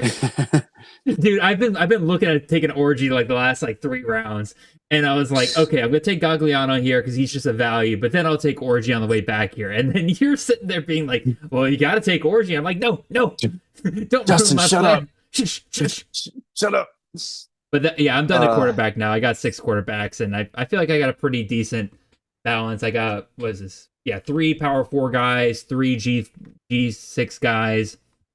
And my G6 guys, one's a vet, and McCowan, and then Orji and Gagliano got some rushing upside there as well. Let's see. I think I'm also going to go with quarterback here, and I don't have any shares of them, and that system has been pretty good for quarterbacks, at least in the CUSA there. So I think I'm going to go with some Nico here. There you go.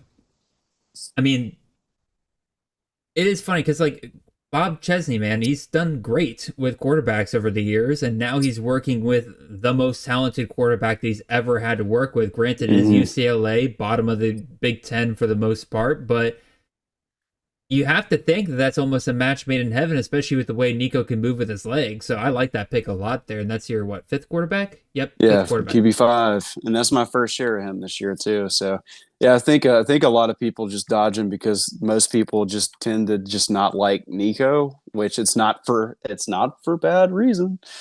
But he gets that Bob Chesney system. Bob Chesney's a winner, and then the schedule for UCLA, even with the Big Ten schedule, is not the worst.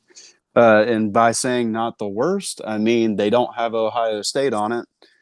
Yep. And they don't have Iowa on it, which tends to be 2 of your more tougher defenses. Obviously you still got Michigan on the road, which isn't great. And you have a built-in matchup against USC, and then they got Oregon on the schedule too. But I mean, as a QB5, I can just not have to worry about him for 3 weeks, and then he'll produce everywhere else. So more auction questions here from Death Bomb. This is interesting. I do not typically think in terms of auctions, so I'm having a bunch of unique thoughts because of this tonight, Death Bomb. I appreciate you, man. Tight ends in this auction only draft, Justin. He Tradez, only one not available. Jamari, Dylan Wade, Grant Ollier, Vanami, they're all still on the board. He's asking who is the safest in a full PPR league, and which one of those would be the league winner. I think easily the league winner is potentially Hollier, because again, without Trey Hurst there, they've got literally nobody else to throw to, and there's a non-zero chance that he just inherits that volume from Hurst because he's going to be playing in the slot quite a bit. So that's a league winner to me.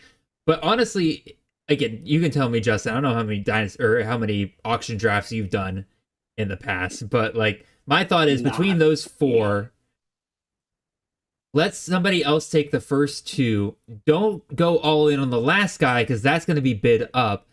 Whoever the second to last guy is, that's who you should go all in for and try to nail down, because the guy afterwards, when people start realizing there's going to be a teardrop, they're going to pay far more for that next guy after it. Does that make sense? Like, you have four guys here, let two of them go off because people are going to pay up for those.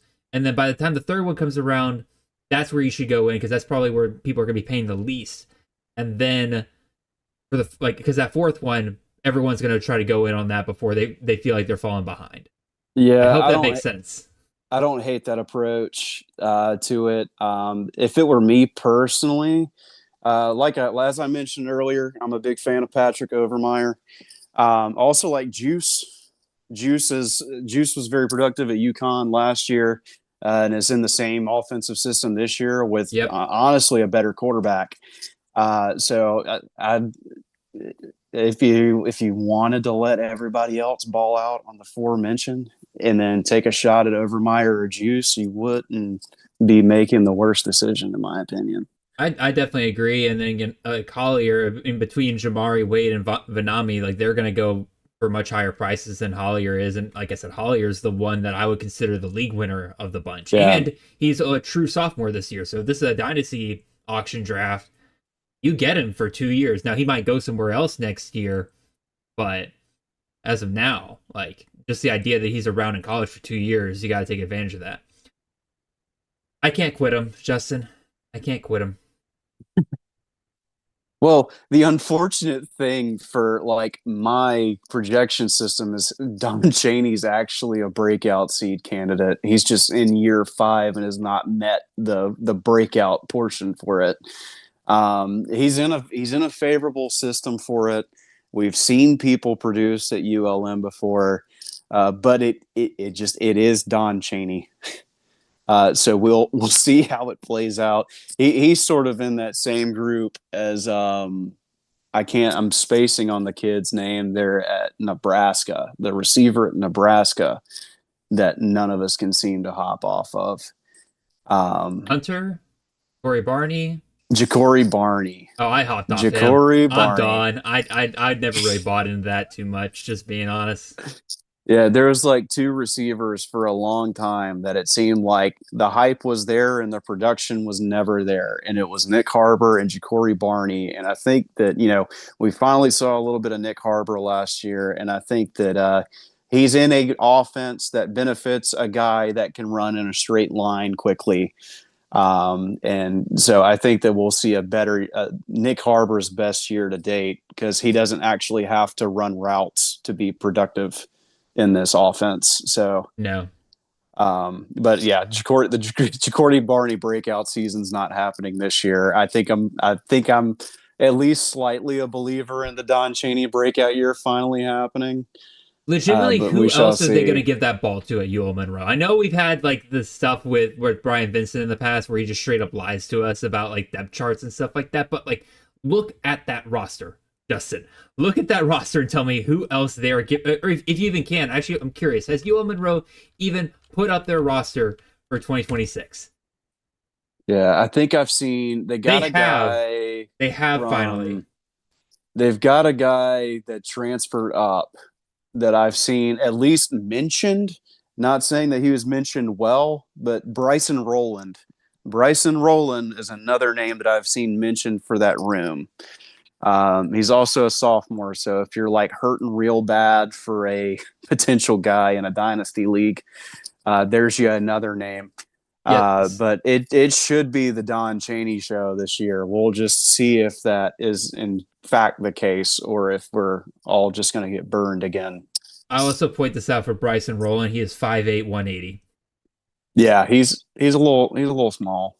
A little small for a workhorse role there. Yeah. All right. Let's see any more questions. Oh, yeah. Alan said, circling back to the Georgia tight end room, Lucky, Reddle, Prothrow, or Williams could all be stud clear-cut tight end one at most other schools. Best tight end room in the country. I agree. Like, that's the crazy thing is that, like, that tight end room, quite frankly, it kind of sucks because on paper, that should be what Georgia's offense, their passing game runs through. They have a litany of. I even put out a tweet recently where I'm like, I just want to see one snap where we put Elias Williams at X, put Reddle at Z, put Pro Throw in the slot, and then throw Ethan Barbour in the backfield or something like that. Just to mess with the defensive coordinator and be like, look at all these tight ends we could throw at you. But you can't do that because then you're going to take off all your wide receivers and what little ones you have there. But it sucks because, like, technically your best receivers are your tight ends. Georgia's recruited the position extremely well. Let's see. Jared, I am running into an issue where my phone's about to die. So I'm going to step off camera for just a second. And You're all I'll good, be man. right back on. I can hold it down here. You know what? I'll point out a couple of picks here that I really like here. Again, especially wide receiver. I am definitely looking for some upside here. I like the Chris Marshall pick. Obviously, he's gotten in his own way plenty of times over the past couple of years, but I think he's got the talent to do well at Arkansas. You know, that staff has put together some solid wide receiver ones in the past. So I like that pick a lot there. Obviously, like my own Diari Rogers pick there. Gardner's a pick I like this late. The Rayshon Jones, wide receiver at Boise State, that's a really fun late round pick. I don't know if that's going to pan out in the way that the hype train has built him up over this entire offseason. I said it underneath one of Felix Sharp's posts about it, where I'm like, forget the steady drum beat. It's been a dang snare drum for Rayshon Jones at Boise State this year. But the problem is, it's not a system we typically see great wide receiver ones come out of. And so there's always that in the back of my mind, but just the way they're talking about Jones is that he's just different in that Boise State room. So I think he's a great pick here in the final 5 rounds of the draft. Let's see, other picks here. Hicks is a fun one. We talked about it earlier, that wide receiver room at NC State is looking better this year than it has in years past, Justin. But JoJo Trader played with CJ Bailey back in high school, and I do think that he can. Oh, that's your pick. I'm hyping up your pick, and I didn't even realize it. And I don't know if. Oh yeah, man. Good. Yeah, am I? You hear me? Yeah, I can hear you. Okay. Yeah, JoJo Trader's my pick. I paired him up with CJ Bailey. I thought that was going to be a good way to go with it for sure. Death Bomb says LJ Martin greater than Deshaun Bishop? Yes? Question mark. Full PPR, top running backs available. Aeneas, Isaac Brown, Darius Taylor. I would say yes. That's still between all those other options. That both Martin and Bishop are clearly your number 1, number 2 guys. But I actually have, if I remember correctly, yes, I do have Deshaun Bishop over LJ Martin in my rankings. Now, I would say that Martin is the safer floor between those two, but I think Bishop, especially with there being a true freshman quarterback playing in that Tennessee offense, I really think they're going to rely on Deshaun Bishop, and I think there's a Dylan Sampson-esque season within his realm of possibility. Justin, would you go Martin or Bishop? I'd probably go Bishop. Very similar reasons. When it comes to a freshman quarterback, you don't want to put the whole show on the kid's shoulders right out the gate. Tennessee's schedule to start the year is not, I'm not saying it's terrible, but it's also not the easiest. They got a couple Power 5 matchups pretty early that he's going to have to perform in. I see them leaning heavy on the run. I don't know that I am that afraid of Javon Edwards in that offense either, because it was only until recently that he had locked that RB2 job up. And so yeah, I think I probably have Bishop over Martin, but I don't hate having either. And I think I tend to agree that the ceiling is higher for Bishop, the floor is higher for Martin. So it's just a matter of if you want to play it safe or if you want to live dangerously. Justin, sorry, I realized once again, I'm talking to two different Justins. I was curious if Justin Nottingham, how many tight ends he had taken so far, but it looks like he's just taken the 4. It's really, I was about to say it's really funny that he's gone back to back on all of them, but like he's also on the elbow, so it sort of makes sense. It makes a lot of sense. You just got to take advantage of what value falls to you on those elbows. Let's see. And they're all like low floor, high ceiling tight ends too. Going big or going home. I like it. Yeah. Either you're gonna win at the position, or you're just gonna be like everyone else likely and just struggling to get points out of your tight ends most weeks. We're in the last 3 rounds of the draft here, Justin. I currently have my 6 quarterbacks. I need one more running back, at least one more wide receiver. I think we're gonna go ahead and take one of my running backs here. I know people are in on Keenan Phillips at South Alabama, but I really think Patrick Martin or PJ Martin fits the mold of what you want to see in that major Applewhite RB1. This is my 10th running back off the board. I'm going to take the shot on getting the next. Oh my God, what was his name? Kentrell Bullock. Yeah. Take the next shot on the next Fluff Bothwell or Kentrell Bullock here. Yeah, and as the guy who drafted Keenan Phillips, I'm going to give a big middle finger to you, Jared. I appreciate the endorsement. For once, we're not on the same page on this one. But Phillips is just a little small. I just don't think he can do the. I don't think he can do the full workload. And Martin looked pretty good last year when he was available. Yeah, I'm gonna go Quentin Joyner here because it's round 28. I think that I saw that one of those running backs switched to receiver over at Texas Tech, and he's getting snaps at receiver. He's not switching positions full time. Gotcha. And I think who's that? Jacoby that was getting them at receiver. Yes. Yeah, and then Joyner last year was a guy that we were taking like top 6 rounds, and so here he is at 28. I think this is the part of the draft where I'm comfortable taking a Texas Tech running back with some level of competence. No, and if Dickey goes down for whatever reason, like Joyner could absolutely explode the second half of the season. Yeah. So yeah, you're right. That's like what you're 1, 2, 3, 4, 5, 6, 7, 8, 9, 10th running back. So yeah, like that's exactly what you're trying to look for. Yeah. And then what other positions are you looking at in these last 2 rounds? So I'm a stick with my formula that I have for these types of drafts. I'm gonna go one more running back, one more receiver. I want to circle back to the Trayshawn Hurry pick, and I believe mine and your draft, Jared.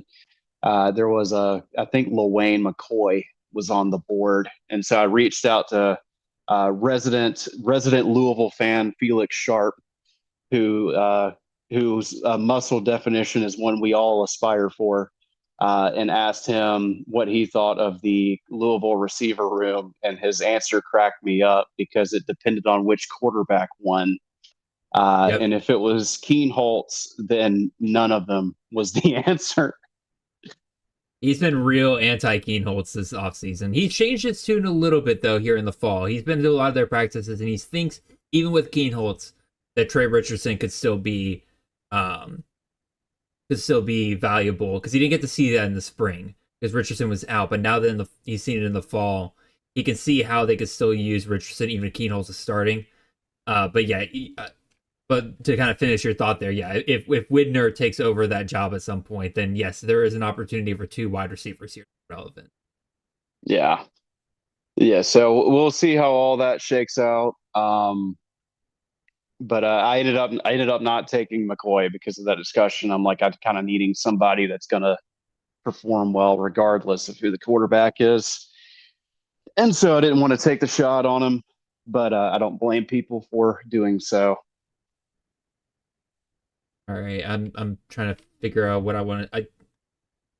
I don't want to do 11 running backs. I think I'd rather take 11 wide receivers. So I have one wide receiver I know I want to take here. Another wide receiver that I've taken a ton of. He shouldn't be available this late, but I'm going to see if anybody else wants to take the shot on getting a share of him. And I'm going to go take my shot on the Georgia Southern wide receiver situation. Ashton Hollins is the one that in a brief comment that I've seen, they're saying that like if there's going to be somebody that replicates Camden Brown's role this season, it is going to be Ashton Hollins. And so I'm like, all right, I'll take that and I'll run with it as my 10th wide receiver. Yeah, I don't hate that. I definitely was a buyer of the Camden Brown hype last year, and that certainly paid off in the leagues which I owned him. And I think that's the only name that I've seen tossed around too. There's a couple of guys in that room that I'm just rooting for, but it seems like it's going to be Ashton Hollins' show. Ashton Hollins, or if you want to go safe floor, I mean, Justin Nottingham took Josh Dallas there a couple rounds before. I think there's room for both of them to do well. I think this year they get a little bit more back to the air raid, considering that, you don't have JC French at quarterback anymore. Granted, you have Max Johnson, which is like, okay, how much more exciting can that be? But you also don't have really a stud running back there. You got David Badinga, but he's a much smaller guy. He's not really a guy that you can really rely on like that. So, yeah, I weirdly I like Max Johnson based on the very little that we've seen of him more than I like JC French. At least in that role, I just don't know that I'm that much of a believer in JC French. He might have just been a product of the offense. I don't know that I have a whole lot of high hopes for him at Cincinnati this year. I actually think I think he fits the Cincinnati system much better than he did the air raid system at Georgia Southern. Like I'm not drafting him like crazy, but it's like my sixth quarterback. He's dual threat. We saw what Scott Satterfield's done with dual threat quarterbacks in the past. Malik Cunningham, and then obviously last year, Brendan Sorsby. Non-zero chance that he's valuable.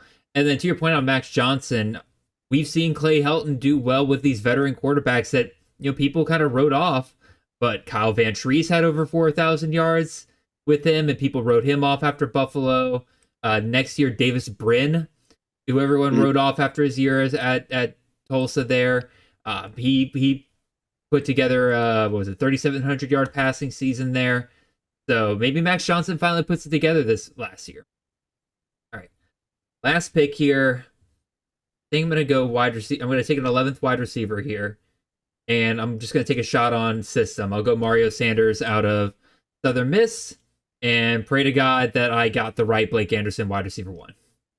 That's all I think from if there are Kalshi odds on this one, I believe that Saunders is number one pick there. From my final pick, I'm gonna go with a guy that I loved last year, and I believe that Phil Steele's got him as either first or second team all conference predicted from Mountain West, and I'm gonna go with Tote Harris at Wyoming. There you go. I'm a big fan of Tote. There's a lot of guys in that room, but I like Tote Harris. And supposedly their offense is a lot more exciting this year, at least according to the wide receivers. So we'll see if that translates. We'll see.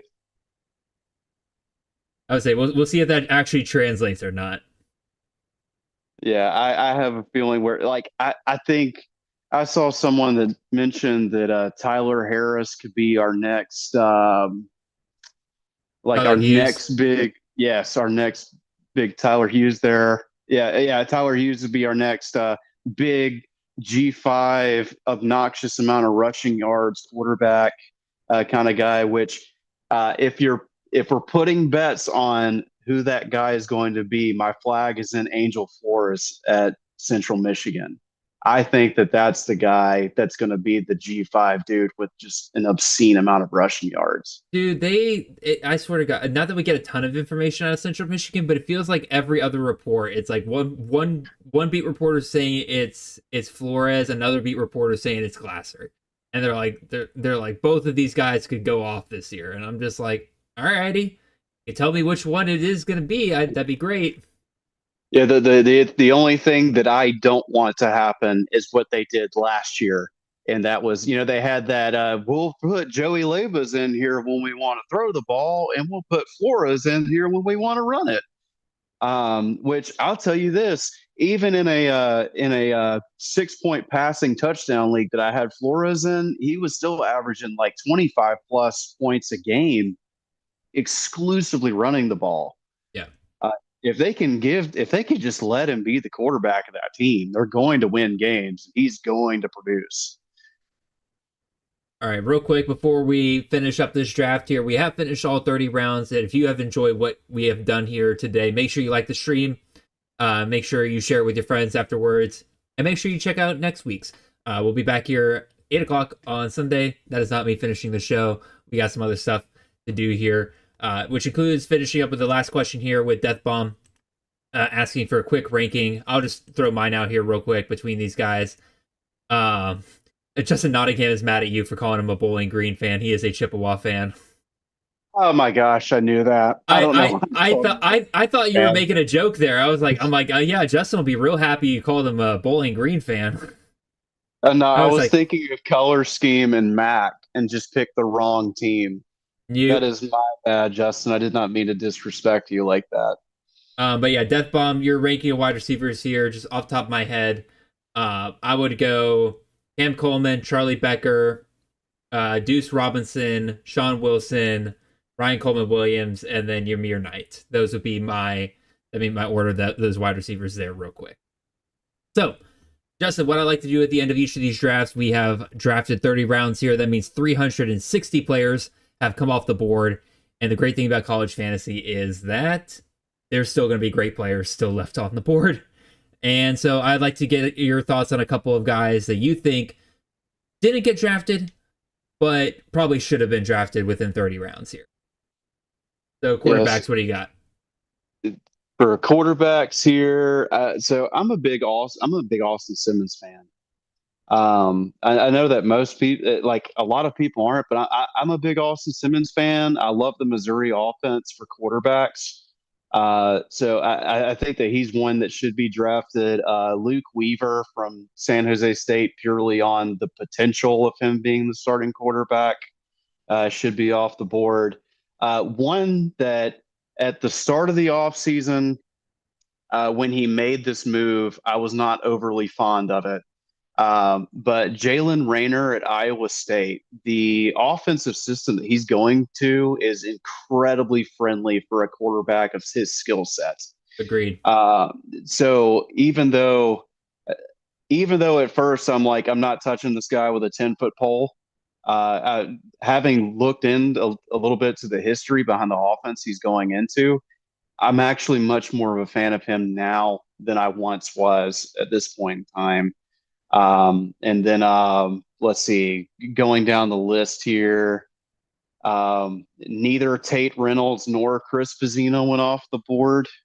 It's that I understand the weariness of avoiding the Clemson guys from last year, but did not have either of those guys off the board. It's a bit surprising for me. And then Juju Lewis at Colorado, even though those dudes need to find a weight room badly, is still on the board, and that's kind of surprising too.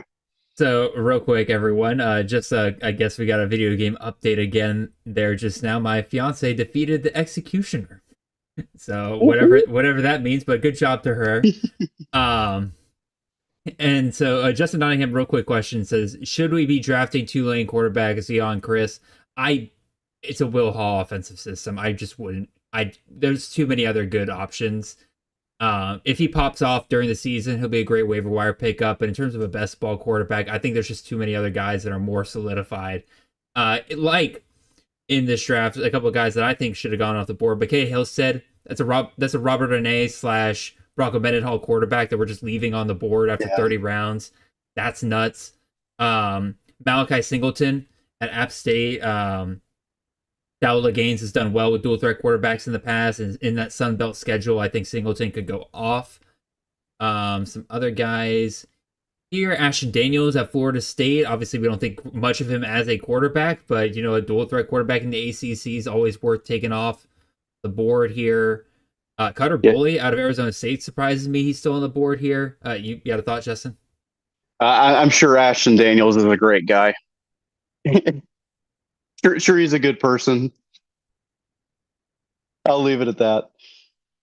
He's not a good quarterback, but and another guy that's still on the board here, KJ Jackson out of Arkansas. Again, we've seen Ryan Silverfield in that offense produce some really solid dual threat quarterbacks, and I'm kind of shocked that he's still around. I think he's, what would you say, Justin? It's probably about a 75% chance he's got that job locked down at this point. Yeah, I believe so. So, running backs, Justin. Who stands out to you here? Khalil Valentine being the top on the ADP there. being available is a little unexpected. Kedrick Riscano is less unexpected than he once was. Let's see if I can get the. Come on now. There we go. There was a lot of good running back picks. Ishmael Mahdi still on the board. That one's kind of surprising. Dallin Hayden was one that I almost took but passed up on. I'm also a big Cornell Hatcher fan at Oregon State, especially given that we're this late in the offseason. They still don't have a quarterback decided.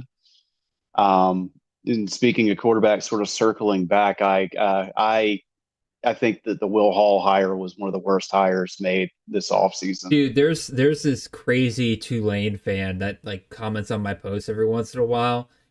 And like it was like when the Yahoo came out, like the Yahoo Fantasy came out, and I was pointing out that like, yeah, Power 4 is the way to get casuals into college fantasy.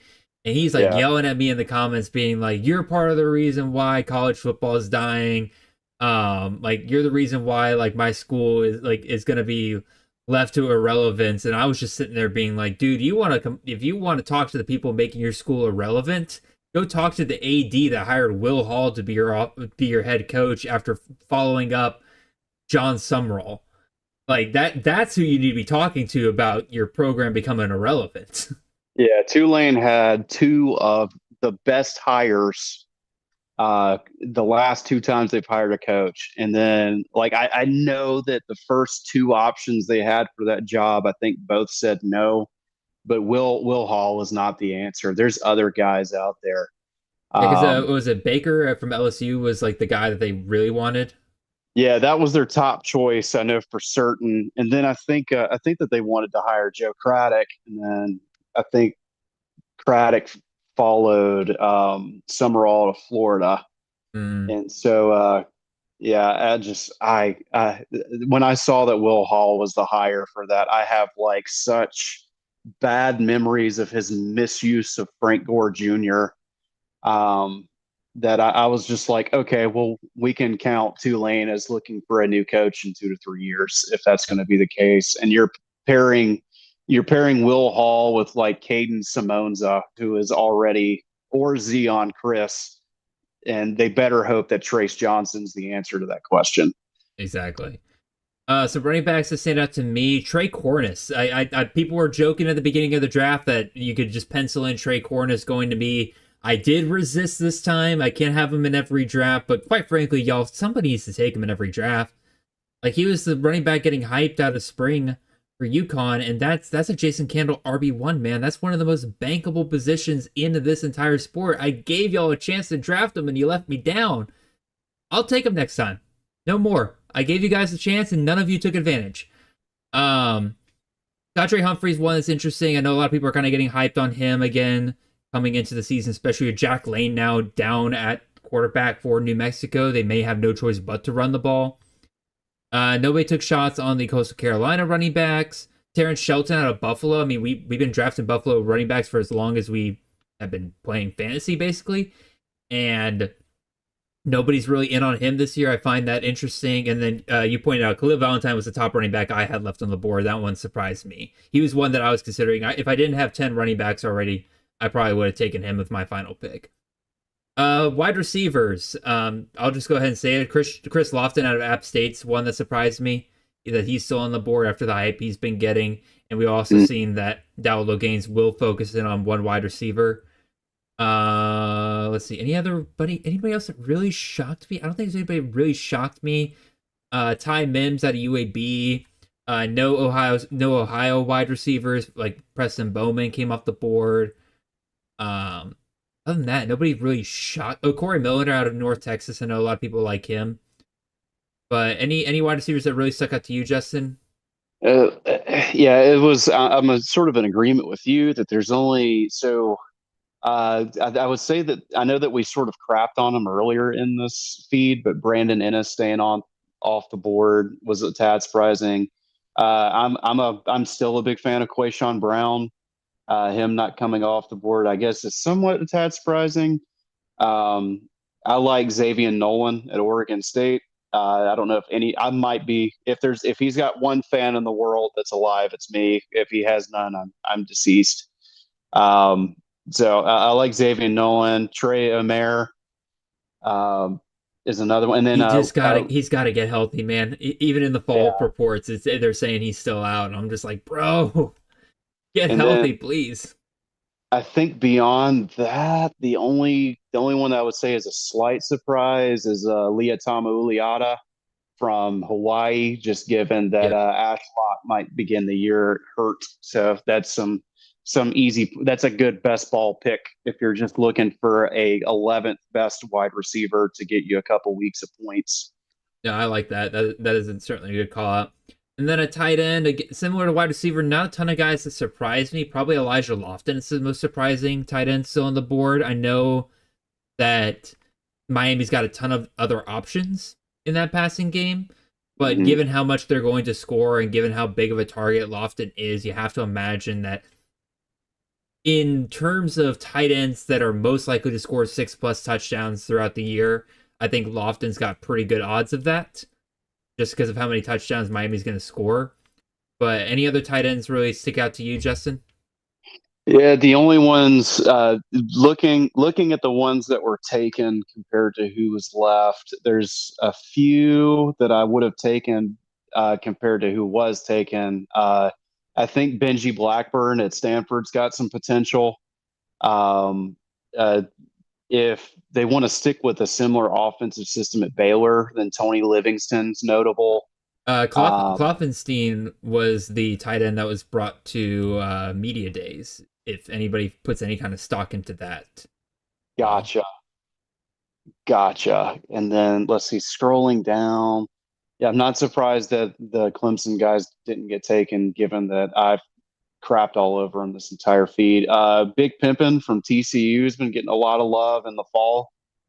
Pimpin? Yeah, Khalil Pimpton. Yeah, I know who you're talking about, but Big Pimpin, is that what we're calling him? That's what I'm calling him. Oh my gosh. And I hope if you're still watching that's what you'll call him too. But yeah, he's been getting a ton of love. He seems to be a favorite there of Jaden Craig. But outside of that, I don't know that there's too many that I'm like incredibly shocked, especially given that it was announced that that Hassan, I think, beat out Rocky Beers for that tight end 1 spot at Oklahoma. Yeah, Hayden Hansen. Yeah. Hansen, thank you. I will say I'm looking through the list here, and Jaron Askren out of Missouri State is one that shocks me just a little bit, but I think that's one that people are kind of late coming around on. And then one that's starting to get a little bit of buzz here in the fall is Ty Thompson there at Tulane. Obviously, the former 4-star quarterback transitioned over to tight end last year, but didn't play most of the year. But apparently, supposedly, he'll be a big part of that offense this year for Tulane. But again, how much stock do you put into that when they have the quarterback options that do? And then I've seen in some dynasty leagues, I've seen some Ethan Davis, which I'm not a big believer in the tight end usage in Josh Heupel's offenses. And I've also seen Reese Kessel from North Dakota State come off the board quite a bit in dynasty leagues. So there's at least there's some people that like them. And then I know some people in my part of the country that are big Brady Hunt, South Carolina fans, but which I didn't even realize he still had eligibility. I am actually shocked. There's no way. Hold on, I'm checking. There's no way. Otherwise, people would be drafting him. Oh, I just looked at South Carolina. I didn't even look. What's that? The whole state. The whole state. Let's see. Reject your cookies. All right, position, tight end. My stars and garters. He is still on that roster. What the heck? Yeah, he's one of those guys. He's in the same discussion as like Cash Jones of like, maybe he's got some eligibility left. I guess so. Wow. Maybe that is pretty big for South Carolina. Maybe I got to add him to my rankings now because. Yeah. Wow. I'll be real. You learn something new every day, even when we're 2 weeks away from the season. Every time I think I've got this player pool settled out, there's always some surprise. Yeah, if anybody's still stuck around for this whole thing, if they learned absolutely nothing from me, at least you learned that Brady Hunt still has at least one more year of eligibility at the University of South Carolina. I will say though, he has not done much at South Carolina the last 2 years, so there's He not has much. he has been in hospital wing E for like 3 years at South Carolina. Unfortunately, when guys are like that, it's probably not going to change. Yeah. So, alrighty, Justin, man, it was a pleasure having you on, man. It's been a while since I've had you on the show. Yeah, thanks for having me on, Jared. It's always a pleasure. I'm glad to see you're revitalizing to CFF pipeline. What kind of stuff can people expect from you in the near future? Obviously, you kind of gave the overall view of what CFF pipeline is going to bring to the space that, other people aren't really bringing to the space. But in terms of the near future, in-season content, we're only 2 weeks away from in-season stuff. What kind of stuff will you be providing this year? Yeah, so this past week, I dropped the recap of the Dynasty draft that you and I were in. So if you at least wanted to walk through and get some ideas of what a lot of the experts in the industry are doing in terms of where they're drafting certain players at, you can check that one out and at least get my input on whether or not I made a good pick or a bad pick here or there. Next week, I'll be doing the same with another Dynasty draft that I was in. So you'll get 2 different sets of results there. And then from there throughout the season, you'll see me focus a lot on high school commits and whatnot, where they're going, if I like the landing spot going into next year, as well as a lot of focus on some underclassmen with some upside too. And then every time a running back hits my thresholds for that breakout C2, I'll make sure to announce it as it happens too. So you'll probably have some guys like I expect EJ Crowell to hit that criteria early. But you'll hit Savion Hyder will for sure hit it probably like the first 3 weeks of the season, if not sooner. But as these guys later on, the big one that's my favorite that hit it in the bowl game last year was Ashton Gray. And so that one is panning out well. And he follows me on Twitter now, and I've been able to like message him at least once, not in a creepy, weird way. Just saying that like he killed it in the bowl game. So that was a cool little follow for guys in our circles who care about that sort of thing. My favorite follow I've got this offseason is Grant Hollier, because I've been such a big fan of him this offseason. And then I got the opposite treatment from Juice Farine.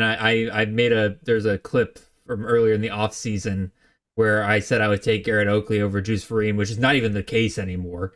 But this is like early on in the offseason.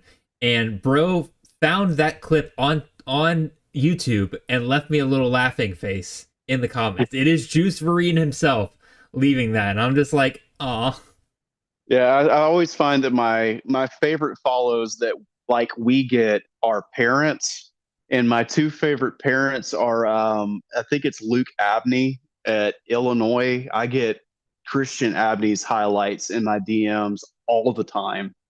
And then of course Ray Davis Sr. Oh, that was legendary back in the day.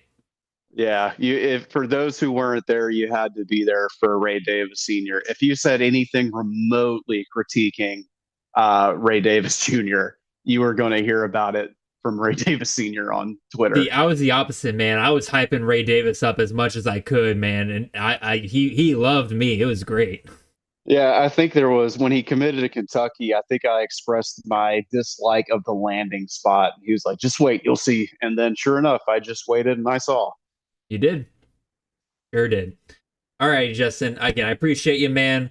Appreciate all of you guys in the chat for joining us tonight. Again, great chat tonight. A lot of great questions. And again, shout out Death Bomb, because again, all those auction questions certainly were putting me in a mindset that I don't normally put myself in for that kind of stuff. But unfortunately, it is late. We got to go to bed at some point, Justin. And all of you guys out there, we got to go to the bed.